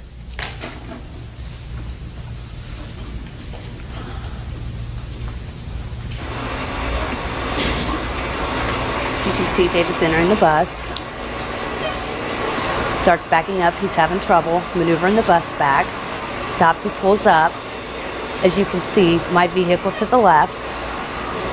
He keeps That's your backing. car? Is that yes. your car? Yes. He keeps backing. But there was no There contact is made. point of impact. Pulls emergency brake. Apparently gets off of the bus for 14 seconds to see what he has hit. Well, there's certainly a shadow back there now that I see. Yes. Gets back on the bus and proceeds to take off. Okay, if I hit the vehicle, why do I sit there for 30 seconds before I pull off? What are you asking me a question for, Mr. Smith? That wasn't a bus back there. That was a car. Yes. What you told me a moment ago, Mr. Smith, was that there was a bus behind you. There was a bus that prohibited you from making a turn. You got off and you spoke to the bus driver and asked her to move. I saw no other bus back The there, bus sir. was to my left. I saw a car that you came dangerously close to if you didn't hit it. Yes, ma'am. What I'm saying is I couldn't make my clearance. That's when I got off my bus to go ask the lady if she could back up so I could go and make my clearance to the left. Not a big deal, Mr. Smith. You just should have accepted responsibility and said, it was a total accident. I didn't mean to hit your car. I will certainly pay for the damage. And be finished with it instead I of didn't making... hit her. You did! You hit her car. No, I did not. Yeah, you did. Yeah, you did. Unfortunately, we have electronics to establish it. If you look at the tape like the police officer did, you will see I did not hit her car. You think his eyes are better than mine? No, you just have to pay close attention to the tape. Sir, you have something from the police officer that says that you didn't hit her car? No, ma'am. You have a statement from the police officer, even though it's hearsay, which says, listen, tell your insurance companies to take care of it. This isn't worth my arresting you for hit and run. Nobody was injured. You're two reasonable people, working people. Let your insurance companies take care of it. That's what the police officer said. He didn't say that you didn't hit her car. Okay, can I see your estimates on having your car fixed, please? Did you have your car fixed? Yes, I did. Good. You're not working for the same bus company anymore? No, ma'am. Right, good. What year car was this? 2003. I'd purchased it 6 months prior to it being hit. Did you receive insurance coverage for it? Yes. My insurance company paid for it because approximately 14 days after the accident, the bus company's insurance said they could not find who was at fault because they never requested the tape. Well, what was your deductible? $450. And then I also had to get a rental car, and that total was $138.57. And I have my Why credit are you card. suing him for $5,000? I'm suing for the deductible, the rental car, the actual damages to pay back the insurance company because my rates are going up because of the accident, and also $2,801.94 in punitive damages for the stress, the mental anguish that I went through over a year and a half of dealing with this incident. Unfortunately, you don't get paid for that. So your deductible was $450? Yes. And you rented a car for $138? Yes. It's $588.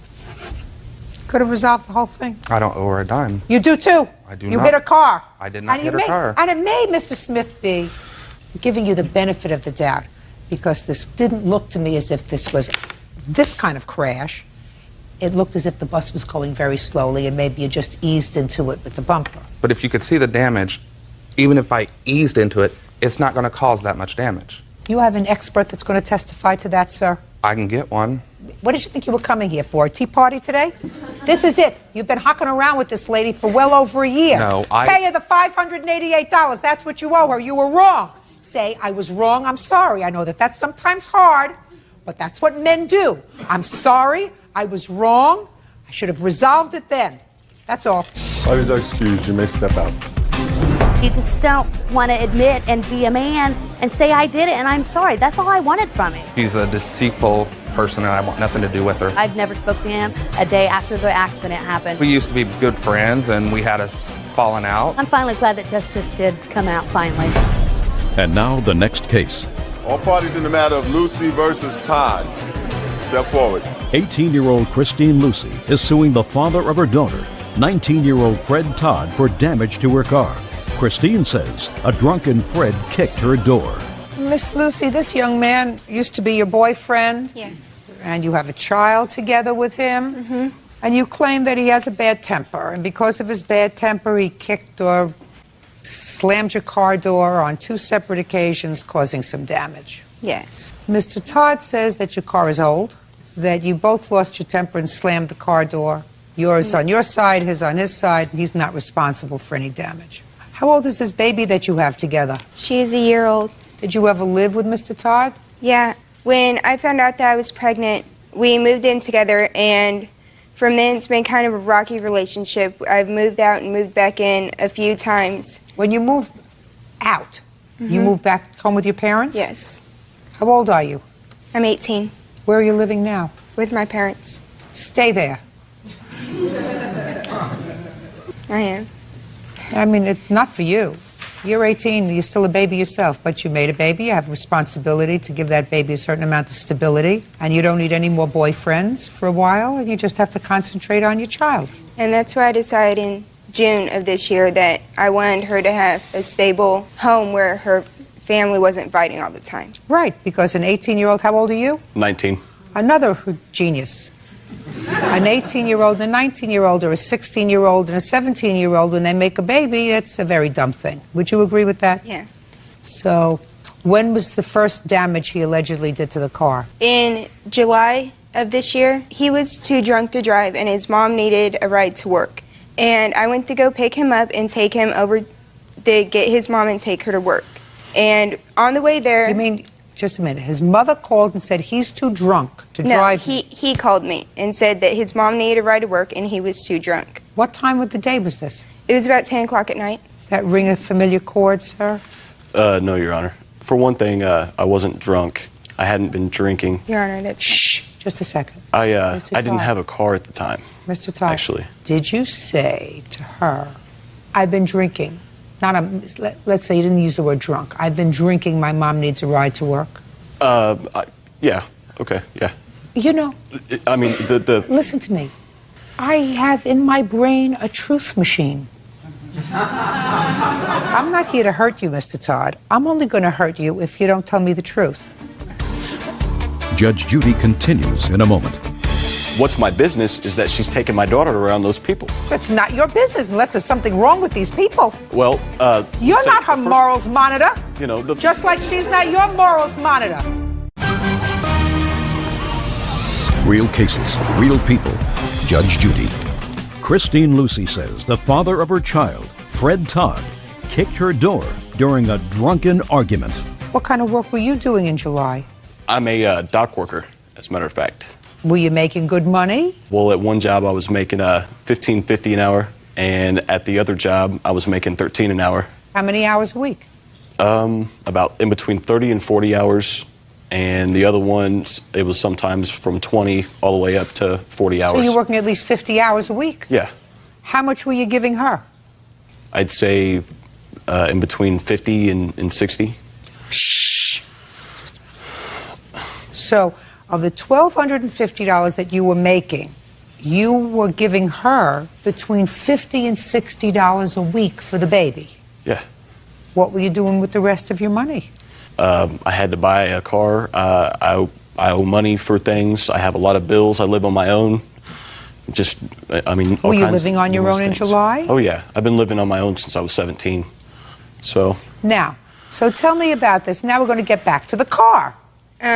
The first incident when I went to go take his mother to work, on the way there, we got into a fight over his drinking and him not giving me any money for our daughter. And he got upset, and when we got there, he opened the door and he kicked it to keep it open. And when he did that, I guess it shifted my car door because the door was flush with the front panel. What kind of car do you have? I have a 97 Grand Am. All right, when was the next incident involving the car? The next incident was early the next week. He wanted to talk about some things, so I told him that he could come with me on my errands and talk to me on the way because I was very busy that day. And so we didn't talk a whole lot while I was doing my errands. It was on the way back. He tried to convince me to get back with him and try to start a relationship again.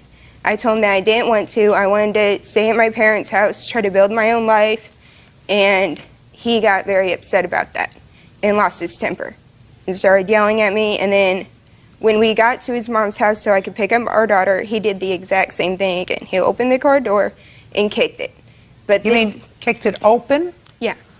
Kicked it open, didn't kick it closed, kicked it open. He kicked it open. It was actually the hinges in the door frame were so far bent that you couldn't open or close my door. Can I see the estimate? Sure. Good. The pictures are here. Good. As well. Okay, Mr. Todd, now I'm going to hear you. Well, we went out to get it inspected, and she, like, as soon as we broke up, she immediately started dating again, immediately trying to replace me, immediately trying to get a, I don't know if she was trying to get another father for my daughter or what she was trying to do. So it made me angry because I'm my daughter's father, and she's not going to replace me. I'm not going to let her. And, well, what do you mean replace you? I don't understand. You mean replace you? I don't want to bring in a whole bunch of guys, into my daughter's life, in and out of my daughter's life, because that's not, I don't feel that's a good situation for her, to grow up in with guys in and out, over life all the time. What makes you think, sir, that the plaintiff is going to bring a whole bunch of guys in and out of your daughter's life? Because within the first 4 months of us being broken up, she's already had 3 or 4 in and out of her life already. Just to say, 3 or 4 what in and out of it? She 3 or lived with 4 guys. How, you mean that she's dated? Yeah, but she's taken my daughter around and brought them around my daughter. So, I mean, if you're telling me that she's lived in the 4 months that you've been separated, she moved in with one guy and then she moved out and then she moved in with another guy and she moved out and she moved in with another guy and she moved out, I would say to her, You're doing the wrong thing, and I would say to you, if you don't like her conduct, and if you think her conduct is damaging to the child, and that would be damaging, go to court and seek custody of the child. And we're in the process of that. Just a second. But if what you're telling me is she's dated 4 people since the 2 of you split up, that's none of your business. No, you're right. You're right. It is none of my business. But what's my business is that she's taking my daughter around those people, and I don't want my daughter What do you mean around those people? I don't know what you mean. You mean when she goes out with them, she'll spend a Sunday afternoon with them in the park? She'll bring them back to her mom and dad's house. She's What? had them in, So that's not your business. But they're around my daughter. That's not your business. May I ask why? That is not. It's not your business unless there's something wrong with these people. Well, you're not her morals monitor. You know, just like she's not your morals monitor. Get to kicking the car. So, that was what the argument was about. So we was arguing about that, and we come pulling up. About which you were wrong. Okay, about which I was wrong. Absolutely, and, because you're not going to like it 2 years from now when you have a new girlfriend who moves in with you, because I have a feeling you like to have somebody live with you. And she says, I don't want my daughter over there sleeping over. He sleeps with this woman and they sleep in the same bed, and I don't want that. I'm going to tell you the same thing. That's none of your business. When a 16-year-old and a 17-year-old are dumb enough to make a baby, you got to make concessions for the next 20 years. Think about having another one. Got it? I would have 3 jobs if I were you, so that you kept busy. Why did you kick her door? I didn't kick her door. Actually, we was pulling up to my mother's house. The second time isn't when I don't think that it could have got damaged. The second time, we both got out of the car when we was arguing and slammed the door. Just a minute, but her door opens. But what I'm saying is, I think it was the first incident. If I can explain that to you, I think that's what damaged the door to make it do that the second time when I So you mean you just started it the first time, but the second time it was real? You pushed it over? I didn't kick her door, is what I'm saying. Just listen to me. You were the passenger. Yeah. Door doesn't close. Okay.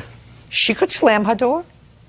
Okay, but her door closes and opens. Mm-hmm. You got it? Yeah.